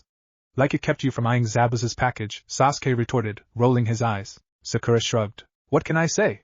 She replied. I have a thing for younger men. He's not what I'd call handsome, though, Sasuke said. Or are you into that whole no eyebrows thing? And what would you call handsome? Sakura teased, latching onto the first part of his statement. Honey? Sasuke blushed. It wasn't immediately obvious, but it was there. He coughed, clearing his throat. Haku, he conceded, seeing that his wife had brought their topic full circle. Quickly, face reddening further, he added, You know, since most girls seem to like their men to be on the more effeminate side. Hiayasa Toto Bishi, Sakura conceded, nodding sagely. Though I'd say I've mostly outgrown that phase. Plus his face is just a bit too girly for my tastes. She winked at Sasuke, and grabbed his hand. No way in hell is that a man, Sasuke hissed to Naruto, watching Haku leave the clearing. Men do not shake their hips like that. Clearly you've never seen Sai at a dance club, Naruto drawled, watching Haku go. Besides, which of us apprenticed under the biggest straight pervert in the elemental nations? I know a woman when I see one. Haku is not a man, Sasuke insisted vehemently. She's obviously just a very flat-chested girl. Naruto rolled his eyes. Keep telling yourself that, bud. If you want to believe that Haku is just a patanko who likes to go around lying about her gender, she is, Sasuke spoke, a steely look in his eyes. And if you so much as breathe a whisper to the contrary, I will punch you so hard. Naruto snorted, a smirk tilting his lips. Whatever helps you sleep at night, he chirped. Then he waggled his eyebrows. But in all seriousness, Haku does have a very nice ass. Yeah, fair enough, Sasuke conceded, a faint flush to his cheeks. That never happened, Naruto, Sasuke ground out, glaring at the blonde. Naruto smirked mischievously. Maybe, he said evasively. But you can't definitively prove a negative statement, so there's always a chance that you actually were ogling Haku's butt. Sasuke glared. His face was red as a beet. Sakura giggled, amusedly side-eyeing her husband. Hinata smiled, her eyes twinkling with interest. Kakashi turned a page in his Aika. I hate you so much right now, Sasuke muttered darkly. Naruto laughed, waving a hand dismissively. Sure, whatever you say, he said. I don't think there's anything wrong with you appreciating certain parts of this Haku-san's anatomy, Hinata added comfortingly, patting Sasuke on the shoulder of his missing arm. Sakura nodded eagerly. And if you decided to appreciate them in a more hands-on manner, she added with a playful wink, preferably while I'm watching. The pinkette waggled her eyebrows suggestively. Sasuke grimaced at this, and looked eerily like he wanted to continue defending his heterosexuality. Instead, after a moment of visible indecision, he spat out an exceptionally vehement curse against Naruto, Haku, and the whole damn world in general. Kakashi turned another page in his Aika. Tsunade was not having the best day, or week, or month. In fact, pretty much the whole past several years had just been one big mess. Aside from the gambling losses, and massive debts, and sleepless nights filled with dreams of blood and failure, she also had to deal with people coming to her and asking for her services. And not those kinds of services, mind you. She was called the legendary sucker solely for the fact that she never knew when to quit, when it came to gambling. But she was also a legendary medic, almost universally considered to be the best healer in the world. So there were lots of people who wanted her to take a look at their sickly or injured loved ones. And for the most part, these were the otherwise hopeless cases who had nothing left to lose, the sort of people who thought, well, if Tsunade can't do it, no one can. This wouldn't be so bad, of course, if the only folk requesting her aid were wealthy, affluent types who could pay handsomely for her trouble. Sure, there was that crippling hemophobia she had to work around, but that's what she had Shizen for. But unfortunately, a disproportionate number of the people who sought Tsunade out were desperate charity cases, and it never failed to make her feel like a total heel when she turned those sorts away. But she also knew that she couldn't just go around treating people for free. She needed every red cent just to scrape by from one day to the next. She wouldn't dirty her hands for free. She couldn't afford to. And yet she would do 100 pro bono jobs in a heartbeat, if only it meant never having to go back to the leaf again. Even after all these years, her sensei refused to give up on trying to convince her to return. Tsunade let out an exasperated sigh, leaning against a good-sized boulder as she stared up at the clouds. Fluffy, meandering drifts of water vapor, white cotton wisps floating across a blue backdrop. Her eyes, brown and weary, flicked side to side as she stared listlessly at the sky. That one looks like a toad. She gazed at a particularly lumpy cumulus, trailing banks like outstretched legs behind it. The resemblance was faint, and academically Tsunade understood that it was just a quirk of the brain's image-visual recognition processes, that the cloud didn't really bear objective similarity to any sort of amphibian. Yet, all the same, her thoughts turned unbidden to Jiraiya, whom she had both consciously and unconsciously associated with toads for nearly as long as she'd known the man. Tsunade felt a weight in her chest, and her eyelids seemed painfully heavy. She stared silently at the sky, feeling unusually introspective. Normally she would be gambling at this time of day, or traveling from one town to another, or even doing some kind of favor for one of her debtors to make them let up a bit of the pressure. But the nearest town was still a few days away, and no one was hounding her for money at the moment. And besides that, Shizen wasn't looking all that good today. It was that time of the month for the younger woman, and even with her level of medical ninjutsu there was only so much that could be done without access to certain herbs or pharmaceuticals. And Tsunade had lost even more money at the last town than usual, so much so that they'd been forced to choose between food or medicine. Shizen was a real trooper, of course, and would have gladly soldiered on through the discomfort. But Tsunade felt sympathetic to the girl, and even if Shizen was a mature woman and Jounin-level kunoichi much closer in age to 30 than 13, she would probably always think of her as a girl, and had suggested they take a break. Although she didn't show it outright, Tsunade could tell that Shizen was grateful. They were resting a short ways off the road, now, maybe 3 or so yards. Tsunade was reclining against a small boulder, and the girl who could have been her niece was down by the stream, splashing her face with cool water. Judging by the position of the sun overhead, and the length of time for which they'd been walking, it was probably late noon. Maybe around 1 or 2 o'clock. Tsunade glanced towards her apprentice and traveling companion, who was gently coaxing Tonton to take a drink while they were stopped. It wasn't a particularly large stream, just 4 feet across and maybe 2.5 foot deep, but nonetheless the diminutive pig looked distinctly mistrustful of the burbling water. As Shizen continued patting and urging her pet/summon to take a sip, Tsunade looked down in her lap, shifting against the rock and feeling the scroll in her coat pocket. It pressed into her side, and she felt a twinge of ill humor at the reminder of its presence. She scowled. You are hereby cordially invited to an Uzumaki family reunion in the Hidden Leaf Village. As a surviving descendant of the Uzumaki clan, your presence at this event would be greatly appreciated. The letter's contents replayed themselves through her mind, like the words of a particularly pushy salesman who lacked the good sense to take no for an answer. Uzumaki? That's rich, Tsunade muttered darkly, wondering ruefully if she didn't still have a half-full bottle of sake somewhere amongst her possessions. Please, like I'd ever actually fall for such a transparent ploy. She shook her head, staring blearily at the grass between her legs. You'll need to do a hell of a lot better than that if you want to lure me back to the village, Sarutobi-sensei. Down by the stream, Shizen let out a startled yelp as a testy, mulish Tonton splashed her clothes with a considerable volume of rather chilly water. Ack. No, bad. Bad Tonton. The woman squeaked. Bad. Tsunade pinched the bridge of her nose. Ugh, I need a blasted drink, she sighed. Kiba ducked out of sight when he saw Team 7 approaching with Hinata in tow. He gently wrapped a hand around Akamaru's muzzle, silently hushing the pup. Concealed behind a pile of crates, the Inuzuka cautiously peeked out from a gap between the boxes. His eyes were narrowed, and his lips described a perplexed frown. He stared suspiciously at Naruto, who was holding Hinata's hand, chatting and smiling with the girl like he didn't have a care in the world. Kiba fought the urge to growl. Shino had said he was being ridiculous to get so worked up over Hinata hanging out with the members of another team. Kiba, in frustrated retaliation, had snapped, your face is ridiculous. It only took Kurinai-sensei a few seconds to pull her 2 male genin off of each other, but the lecture she'd then given them about maturity and cooperation and all that crap ate up nearly half an hour of their training time. This left both boys very irked indeed, and in Kiba's opinion, Naruto and his teammates were obviously the ones to blame for that. After all, if it weren't for how odd Naruto and Sasuke had been acting recently, he wouldn't have felt the need to get so worked up over how much time Hinata was spending with them in between training and missions. And if he wasn't so obsessive about figuring out what the hell was up with Team 7, he wouldn't have been getting on Shino's nerves with his fidgeting and muttered suspicions. So yeah? As far as he was concerned, that whole lecture was all Naruto's fault. Sasuke's too. He gave Sakura a pass because she was a girl, and he didn't know her all that well from the academy anyways, so he wasn't actually sure how much of her behavior recently could actually be considered unusual. Kiba glared at Naruto from behind what he thought was perfect cover. And in all fairness, it was pretty good stealth for a ninja as inexperienced as himself. Sneaky enough to fool most other rookie genin without any problem. Of course, none of those 5 were rookie anything. Kakashi could smell the boy, and hear him crouching behind the boxes. Sasuke and Sakura detected him instinctively, getting the gut feeling that someone was watching them, and quickly deducing who it was and where they were hidden. Hinata, although her Jujutsu was not properly active, still had very sharp sight. She'd spotted Kiba before he even saw them coming, and Naruto, as a sensory-type ninja whose skills were beyond even being called Kage level, was aware of every single person in the village. Kiba might as well have been standing 3 inches from the blonde's face, for all the good his hiding spot did him. So all 5 members of this group were in fact perfectly conscious of Kiba spying on them. Kakashi noticed that his students, and Hinata, noticed, and each of the 4 reluctant time travelers were intuitively aware of the other's awareness. Naruto, not sensing any malice greater than a mild curiosity with the tiniest dash of petty envy, gave Sasuke a look that told the Uchiha to stand down right as he was considering whether to call out their apparent stalker. Sasuke scowled infinitesimally at this, but then gave a dismissive half-shrug. Sakura smiled, meeting Sasuke's eyes, and nodded in unspoken understanding.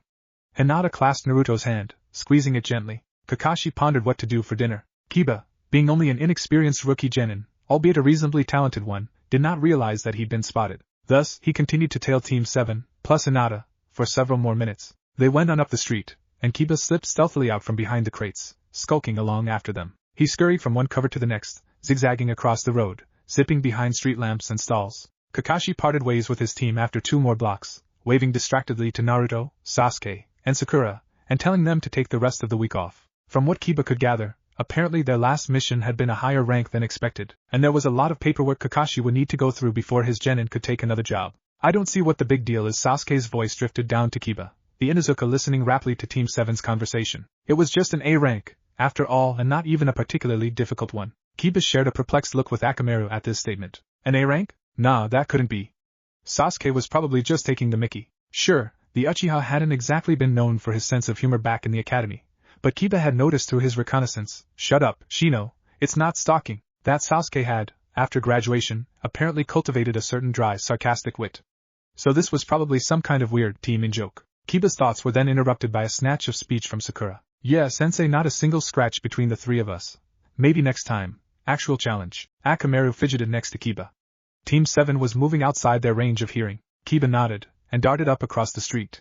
He ducked behind a barrel not 3 feet behind Kakashi, and was once more close enough to hear what his marks were saying. "The paperwork will take a while, regardless. You sure you don't want our help with the mission report, Kaka-sensei? More hands make for lighter burdens, after all. But too many cooks spoil the broth, Naruto. Kakashi-sensei has already offered to do that for us." "Right. And besides, I doubt Kakashi would trust us anywhere near a mission report form after that Tora fiasco." Naruto sighed, and shook his head. He, Sakura, Sasuke, and Hinata came to a stop while Kakashi continued onward. Team 7's Jounin-sensei did not tarry, and was soon well out of sight. "It was an honest accident," the blonde said, looking mildly peevish. "Really, just because the old man wound up having to redact like 3/4 of the report when he finally sent that copy over to ANBU archives." Sakura rolled her eyes. "It was a D-rank mission, Naruto. How you managed to get the details of the report classified as an S-rank secret is beyond me." Hinata let out a giggle. "Ah, yes, I remember hearing about that. It's what caused that recent diplomatic incident with Cloud, right?" Kiba blinked, not sure how to take this remark. Sasuke, in contrast, snorted and rolled his eyes. "You should have known better than to try and borrow chakra from the NI. Yujito NI-san, correct?" Hinata interjected, shooting Sasuke an oddly stern look. "Yes, she was with the delegation that came to the village. I overheard as much from father." A strange expression flickered across Sasuke's face. He gave a start, before reddening and nodding. "Yeah, right. That's what I meant." Somehow or other, Kiba got the opposite impression, but honestly, he couldn't make heads or tails of what they were saying. The individual words made sense, but something about the way they were being strung together simply refused to parse. Sasuke gave Naruto an odd look, after saying this, and the blonde scratched the back of his neck sheepishly. To be fair, I'd thought Tora might react better to a more feline chakra. But clearly you were mistaken," Sakura commented. She smirked. Naruto blushed. "Right. Yeah, fair enough." He gave a shrug. "And honestly, it had completely slipped my mind that Yujito would still." "It was a pain in the ass trying to explain that whole mess to the Lord Third," Sasuke sighed, shaking his head. "I don't think he even bought our explanation." Hinata smiled. "What was it again?" She mused, a twinkle in her eye. "I do recall that Naruto told me, but the exact details seem to have slipped my mind." Sakura gave Hinata a curious look. There was something Kiba couldn't read in the Pinkette's eyes, and for the briefest moment he thought he saw her glancing toward his hiding spot. But the next moment she was looking back at Hinata, and didn't seem to give any noticeable sign that she had seen him. Kiba let out a relieved sigh. He didn't catch what Sakura said next, though. She lowered her voice and leaned in toward Hinata, cupping a hand over her mouth to stymie any would-be lip readers. Whatever Sakura said, though, it must have been very amusing, because Hinata suddenly let out a clear and mirthful laugh. "Oh my! You don't say!" She tittered, pearlescent eyes merrily twinkling. "Oh my!" She shook her head, smiling playfully at Naruto. The blonde blushed when Hinata's gaze fell on him, and he scratched the back of his neck. "What can I say?" he mumbled, sounding a touch sheepish. "I was grasping at straws with that one and just thankful Yujito-chan didn't bother to contradict me." Sasuke smirked. "I dare say she wouldn't have been able, whether she wanted to or not," he drawled. His eyes gleamed. What with how hard she was laughing, Naruto responded with a mildly rude gesture. "Oh, shove off," he sniped. "Or should I tell Sakura about those magazines you had me hide for you the other day?" Sasuke went red in the face. "I told you," he grumbled. "They weren't mine. I found them in a box of Itachi's old things." Naruto smirked. "Oh ho ho?" he drawled, grinning like the cat that caught the canary.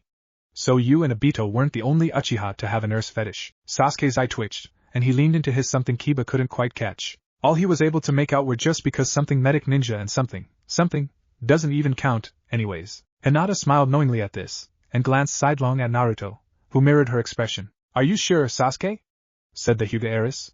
"Because I seem to recall hearing about a certain anniversary dinner." Sasuke's face went redder than any tomato, and he immediately wheeled on Sakura with an expression on his face that Kiba might have described as something almost like betrayal. "You told Hinata?" he yelped. Sakura shook her head, smiling softly. "Don't look at me, dear," she told him. "I wasn't the one who blabbed." Sasuke frowned. He seemed to calm down marginally at this, though he still looked a touch mortified. "Was it Shizen?" he muttered. "Hana," Sakura said. "After it was over, I guess she was really drunk, and went off and blabbed too." Once again, it seemed for a split second like Sakura was looking straight at Kiba. But then her eyes were back on Sasuke, and she was talking like she hadn't seen anything. Kiba wondered slightly at this comment about his sister getting drunk. Hana wasn't actually of age yet, and she usually seemed to be very stringent about following the rules. He spent a few seconds mentally debating whether to file this remark away as potential blackmail material on his big sis. He also wondered what his older sister would know about Sasuke and Sakura, but shrugged it off a moment later as something he didn't particularly care about. Well, I'm sure you can guess who, Sakura finished. Sasuke scowled, implying that yes, he could guess who. Remind to kick that bastard's ass the next time we see him, he muttered. Onyx's eyes flashed. Sakura smiled indulgently, and nodded her head. Sure. Whatever you say, dear. She patted him on the shoulder. Kabuto Yakushi frowned as he looked over the most recent intelligence he'd gathered within the village. Coded documents written in a cipher that only 3 people alive could read appeared on his desk in a puff of smoke, called up from within a small black storage scroll. His bedroom was nothing special. It was not especially tidy, but not quite messy either. It was a small, cozy affair in a cheap, modest flat. Perfectly ordinary and unremarkable. Nothing that would lead someone to suspect its tenant as being anything unusual. Kabuto's desk lamp shined a sickly yellow light over his coded documents. Papers rustled as he shuffled them, flipping through the intelligence reports. Kabuto was a firm believer in checking his work. Dark eyes swiveled left and right, skimming the contents of the documents he had compiled over the last few weeks. Kabuto was a very good spy, and rarely ever let something escape his attention. There was no such thing as a superfluous detail in his opinion. Even if it didn't seem immediately important, you could never know when an apparently small matter might wind up proving paramount. It had already been decided that he would meet up with one of Lord Orochimaru's agents during his next mission outside the village. Tentative plans had been drawn up for infiltrating Konoha during the next Chunin exams, and while there was nothing concrete yet, it was nonetheless crucial that Kabuto gather as much information as possible. Scientia Potentia Est. That was Orochimaru's motto, and Kabuto believed in it strongly. The intelligence he would be passing along to the Hidden Sound was worth his weight in gold, and it would be inexcusably remiss of him to hand along anything faulty or suspect. Knowledge was power, and power corrupted. And Kabuto was one of the best damn spies alive. He knew better than to trust anyone completely. Even Orochimaru. Especially Orochimaru. Glancing again at a paper which described a private meeting between the Sandaime Hokage and Kakashi Hatake, the transcript of a conversation regarding one young Sasuke's apparent activation of the rare and potent Mangekyo Sharingan, Kabuto hummed thoughtfully. The glare from his lamp's light rendered the young man's spectacles nearly opaque from the right angle. The corner of his lip twitched up in something distantly like a smirk. Separating this paper from the others, Kabuto crumpled it up and tossed it into his waste basket. Fractions of a second later, he deftly and disinterestedly smothered the resultant fire with a flame-retardant blanket. He then glanced at a closely related form, one which contained an encoded copy of a certain medical report regarding young Sasuke and his missing arm. It took only a moment for the spy to decide his next course of action. Grabbing his pen, Kabuto added a few notes to subtly emphasize the possible ramifications of Sasuke's dismemberment, particularly in regards to his combat ability, and certain top-secret plans that Orochimaru had been devising for the lad. Then he flicked through a few more papers, coming eventually to a report on the so-called Hinata massacre. The Hyuga clan had hushed the incident up pretty quickly, but not before Kabuto had learned everything he needed to know. With a flourish of his pen, Kabuto added a few notes on the Byakugan's potential usefulness, inconspicuously commenting on the apparent level of skill which young Hinata had demonstrated. He then smiled to himself, capping his pen after a few minutes of writing, and nodded in satisfaction with his work. Setting that aside, Kabuto proceeded to check the rest of his reports. It would not do to send Orochimaru-sama any faulty or misleading intelligence, after all. Can you believe that girl? Ino hissed, seating in her usual seat at Yakiniku-kyu. Chuji sat next to the platinum blonde, inhaling deeply as their meat cooked on the grill. He smiled at his female teammate, and gave her a good-natured chuckle. That depends, he said. Who are you talking about? Shikamaru sighed, seated opposite his best friend. Come on, Chuji, I'm sure there's only one girl she'd be talking about like that, he grumbled, glancing wistfully out the window. It's Sakura, right? Ino glared. She's been getting far too cozy with Sasuke-kun, the Yamanaka heiress muttered, her eyes flashing. She ground her teeth. That human billboard if she thinks that being on the same team is an excuse for them to act all lovey-dovey. Chuji arched one of his eyebrows at this statement. Love-dovey? He said, side-eyeing Ino. Are we talking about the same Sakura here? I've seen Em around the village a couple times, you know. She and Sasuke aren't exactly what I'd call mushy or igui. Half the time I see them, those two are practically at each other's throats, Shikamaru concurred. Hardly a starstruck romance, if you asked me. Ino rolled her eyes. Boys, she muttered in apparent exasperation. Can't you two even read between the lines? Sakura and Sasuke-kun are flirting all the time. It's sickening. Flirting? Shikamaru parroted, sounding disbelieving. He made a face. Geez, if that's what you think courtship is supposed to look like, then maybe I should just forego romance altogether. Yeah, Chuji said, nodding. I'm with Shikamaru on this one. If that's what you call flirting, Ino scoffed. I'm surrounded by idiots, she muttered. You two don't know the first thing about romance, do you? She shook her head. Why, next I suppose you'll be saying you can't even tell Naruto and Hinata are an item. Shikamaru blinked. Wait, what? He said. Chuji stared at Ino, looking similarly astonished. Those two? An item? Ino stared at the two, unwilling to believe that they could possibly be this oblivious. After a moment's thought, and a slowly dawning realization that, yes, her teammates really were that thick, she let out a miserable groan. I can't believe I'm supposed to work with you idiots, she bemoaned. Yeah, right back at you, Ino, Shikamaru muttered. Chuji's attention shifted back to the meat on the grill. Well, enough talk, he said. Smells like lunch is ready. Ino scowled, but reluctantly grabbed her chopsticks. Shikamaru mentally debated the merits of competing with his teammates for the food versus just getting something out of the fridge once he got home. For his part, Asuma was greatly enjoying his impromptu restroom rendezvous with Kurenai. Niji was a genius.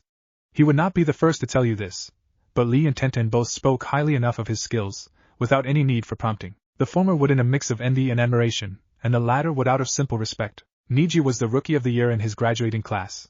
His grades had all been very good, with high marks across the board. Practically every last one of his academy instructors agreed that he held the most promise out of all his classmates, and several of his former teachers had a running pool on when he would be promoted to jounin. There was very good money on him making the cut before his 18th birthday. Niji was a veritable taijutsu prodigy, scarcely 14 yet already nearing definite mastery of the subtle and formidable gentle fist style. He could already go toe-to-toe with most chunin in hand-to-hand combat, and his practical and theoretical grasp of the Hyuga clan's secret arts was virtually second to none. Niji had all the makings of an excellent shinobi. Certainly there were those who doubted the boy's emotional hang-ups, and questioned whether he would truly grow into a stable and well-adjusted soldier of the leaf, but most trusted that he could come to terms with his issues, given sufficient time. And, all of that aside, he did have the skill. Niji was an excellent fighter, with a cool temperament, and seemingly, level head. Even people who weren't fond of the boy could appreciate his combat prowess, and his grasp of the ninjutsu fundaments. Niji's peers admired him greatly. Even those who dearly longed to knock him down a peg could at least respect his ability. But all of that respect would probably fly out the window if they could see him right now. Niji Hyuga, Rookie of the Year, Gentle Fist Prodigy, wielder of the strongest and purest Byakugan of his generation, was cowering behind a rack of brooms and mops, right next to a shelf of miscellaneous cleaning supplies. There was dust in his hair, and his clothes were disheveled. He was hiding. Oh, Niji Nizan? Wherever might you be? That honeyed, chirping voice sent shivers down Niji's spine. The bad kind of shivers, the fear kind. His cousin was terrifying. A tuneless humming reached his ears, wafting easily through the paper-thin sliding door. Niji's pulse skyrocketed at the sound, and he started shivering despite himself. His face was chalk white. You are my friend, you are my dream, do you remember when? The distance. Niji bit back a whimper, and he prayed to every god, kami, and saint he'd ever heard of that Hinata Hyuga would not deign to activate her Byakugan. If she did, it was as good as over. He really didn't know what the girl would do if she found him. But considering what had happened the day after her academy graduation, well, Niji had to admit that he'd never been particularly pleasant to the girl. Not that he'd ever been outright hostile, considering that Hayashi-sama had activated his father's curse mark over the man just glaring at his daughter. But Hinata was obviously unstable. A historical lack of blatant bellicosity on Niji's part would hardly save him from sharing the fate of his more unfortunate family members if the girl up and snapped again. And he had certainly turned his nose up at her enough times in the past to worry about her possibly holding a grudge. Ever since that event, which had quickly become known as the Hinata Massacre, because for all their stoicism and pomposity, most of the elder Hyuga had a guilty fondness for puns, Niji had taken to avoiding Hinata as much as possible, and it actually wasn't too difficult, at first. Hayashi-sama had quite sensibly relieved the prickly and obstinate Niji of any duties which might bring him into close contact with the girl shortly after her rampage, for fear that he might set her off with his Nijiness. But it seemed that Hinata had noticed his absence, and she was becoming increasingly fixated on him. She actively sought him out, now, and Niji had grown fearful that Hinata would ultimately find him just in time to have another violent episode. He'd not been so worried about it at first, but as time passed he became more aware of Hinata's vastly improved skills. A few of the stronger and more arrogant clansmen had stubbornly refused to accept that this shy little wallflower had hospitalized nearly a tenth of their number, and thus had, one by one, challenged her to spars over the past few weeks. Not one of them lasted more than 10 seconds. Niji had covertly espied one of these spars, and had been frightened to see the girl effortlessly dismantling a pair of men who were collectively almost 3 decades her senior. These were no cocky weaklings, either. They had been tried and proven experts of the gentle fist, tempered and hardened shinobi whose skills even Niji secretly well admired was a bit of a strong word, but they were very good fighters, and he knew it, and Hinata took them down without breaking a sweat. Her smile didn't even falter. That had put things into perspective for him. Namely, that Hinata Hyuga was fucking terrifying. So Niji did his damnedest to avoid her whenever possible, even at the cost of his own dignity. It had certainly been galling to hear Tenten giggle and guffaw over seeing him duck into the bushes the other day when Hinata had come calling at his team's training ground. But when push came to shove, Niji happened to prioritize his personal well-being over other people's perceptions of him. Although the glimmer of mirth in Lee's eyes had almost been enough to make him seriously consider suicide by cousin, Niji felt a chill go down his spine as Hinata's footsteps, light and nearly inaudible, came closer to his hiding place. His breath caught in his throat, and his heart nearly leapt out of his chest. "Niji Nizan?" came Hinata's voice, frighteningly near and clear. She was right outside the broom closet. "Why won't you come out and talk to me? It has been a very long time since we've last spoken." Niji was stiff as a board, and white as a sheet. Silently whispered prayers for mercy died on his lips, hearing a hand come to rest on the paper-thin shoji door. A sliver of light found its way into the dark closet. Niji shrank behind the mops and brooms, hearing the door slide open. The slender beam of luminescence spread, widening as the shade was parted. Light fell across his face, and he beheld two shimmering opal orbs. The last of Niji's hopes died and shriveled up somewhere between his liver and kidneys. "Ah, there you are," Hinata chirped, beaming at her older cousin. "I have been looking everywhere for you, Niji Nizan," the stoic Hyuga prodigy whimpered. The International Journeyman Advancement Examinations, known more commonly today as the Chunin exams, were first held in Konoha a little over 60 years ago, the product of a tentative collaboration between Tobarama Senju and the other 5 kage. Genin from the greater hidden villages were sent to the Leaf to participate in a test of the Nidame's own devising, a 3-stage series of challenges designed to prove the worth of candidates for promotion to Chunin. It was virtually unheard of at the time. Before the founding of the hidden villages, there hadn't really been any sort of concrete ranking system for shinobi. Back when it was just the various ninja clans fighting amongst themselves, missions were simply entrusted to whoever was available at the time, and it wasn't until Madara and Hashirama came along that anyone bothered to actually try and work out a better system. Ranking missions according to difficulty/price and assigning them to shinobi of appropriate skill was a relatively recent idea, a response by the Senju and Uchiha patriarchs to the senseless loss of life they had witnessed in their youth during the Warring States era. Hashirama and Madara were visionaries, even if the latter did wind up going bat-hit and trying to destroy the village he helped create. From the beginning, those two had focused on the big picture, leaving the details up to Tobarama. He was the one who figured that it would be expedient to rank shinobi in a similar manner to how they ranked missions. The Jiichiju naming scheme was Madara's contribution, while the D-through-S system of mission ranking was conceived by Hashirama. Tobarama, like always, wound up being the one to figure out the specifics of what would qualify a mission for a particular rank, and accordingly devise how those missions would be assigned among the village shinobi. That was just what he did. From the time they were kids, Hashirama was the one who would go off spouting all these crazy ideas, while Tobarama was the one who would cover for him. He was the guy who took all the wild, ambitious dreams of the first Hokage and worked out how to actually make those things happen.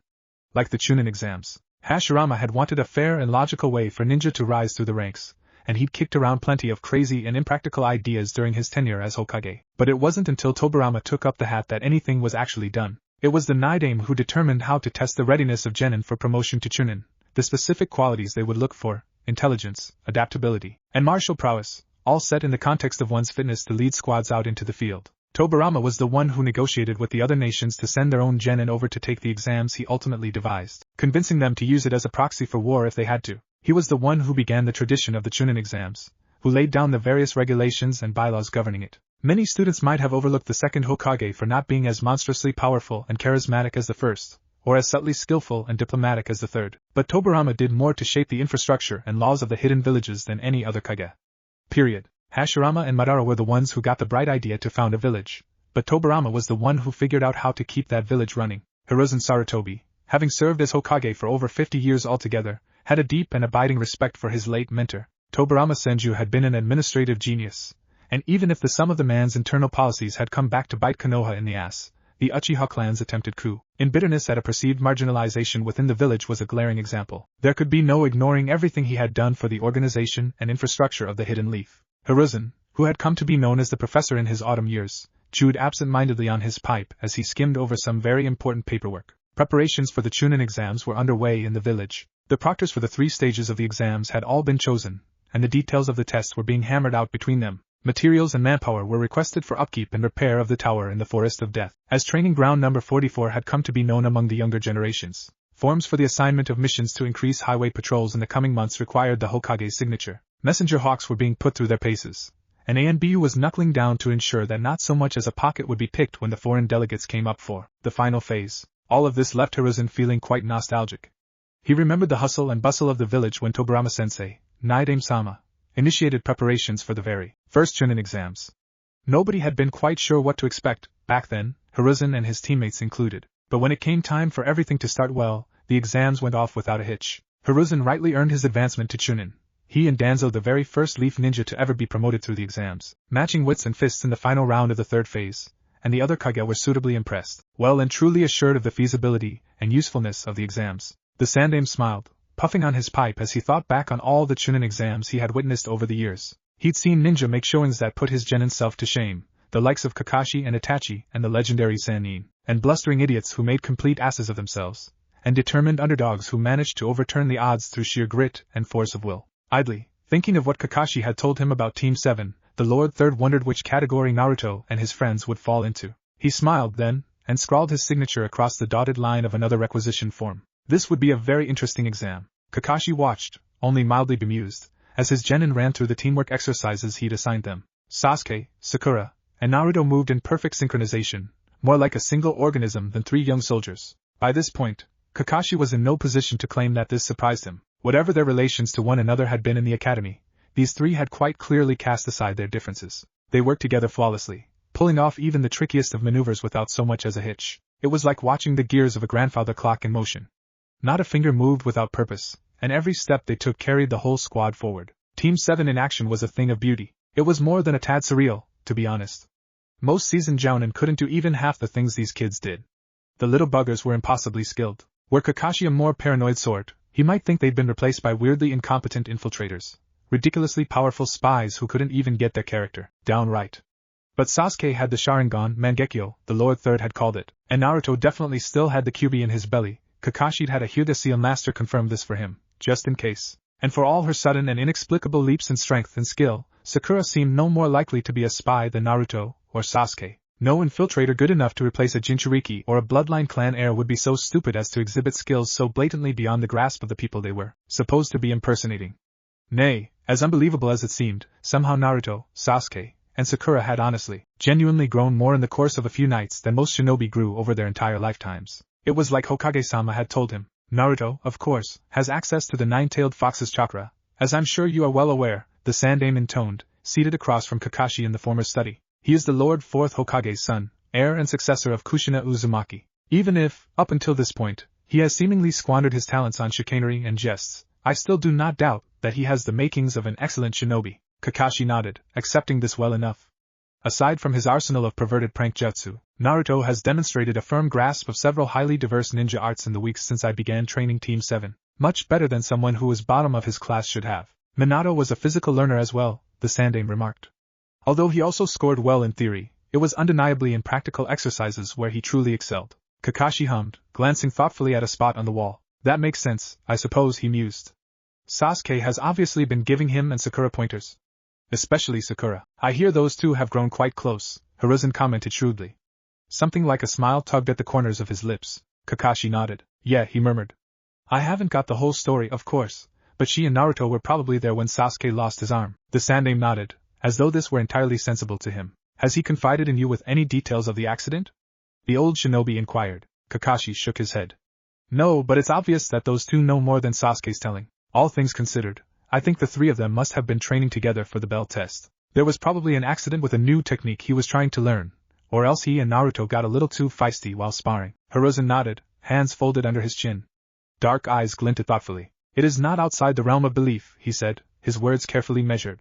If anything, that would explain the sudden evolution of young Sasuke's eyes. Kakashi frowned.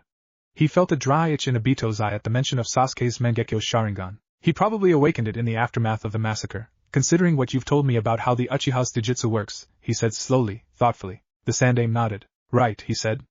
I do not doubt that such a magnitude of survivor's guilt would be sufficient to activate the Mangekyo, nor is it unbelievable that the emotional turmoil resulting from that tragedy might have subsequently locked away those very eyes. His words hung in the air, curiously heavy.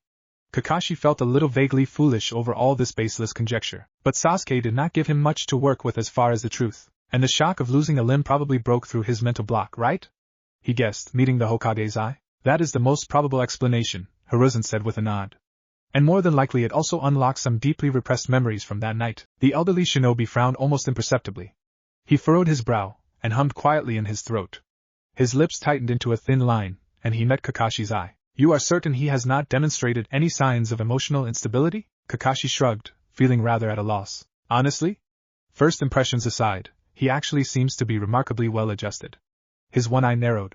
And I don't mean just superficially, either. His relationship with Naruto and Sakura appears stable and healthy, and he hasn't exhibited any particular fixation on revenge since his introduction. The third Hokage's expression was unreadable. He doesn't, does he? The man whispered. Curious, good for him, of course, but still curious. Do you think this is something to worry about, Hokage-sama? Kakashi said, noticing a faintly concerned tone in the elderly ninja's voice. If this is a byproduct of the Mangekyo, Hiruzen shook his head. The kaleidoscopic mirror wheel comes about with a hormonal metamorphosis, he said, triggered by a certain chemical cocktail released when a Sharingan wielder undergoes a considerable emotional trauma. The Lord Third exhaled a cloud of smoke, pausing thoughtfully. Among the more troublesome side effects of this transformation is an increased flow of chakra through specific parts of the brain, such as the amygdala, hypothalamus, and hippocampus, he continued. Over time this causes gradual enlargement of those regions, resulting in unpredictable mood swings and a marked increase of aggressive tendencies. The professor hummed, meeting Kakashi's eye. So, if anything, I would have expected awakening the Mangekyo to greatly strengthen young Sasuke's desire for vengeance. That he should seem less fixated on revenge now than he was before awakening those eyes is very curious. He trailed off for a moment, staring thoughtfully into the distance, before shaking his head and muttering. It is potentially fortuitous, to be certain, but still highly unusual. Thinking back on that discussion, Kakashi got the distinct impression that the Sandaime had known more than he said. He did not question it though. They were ninja, after all.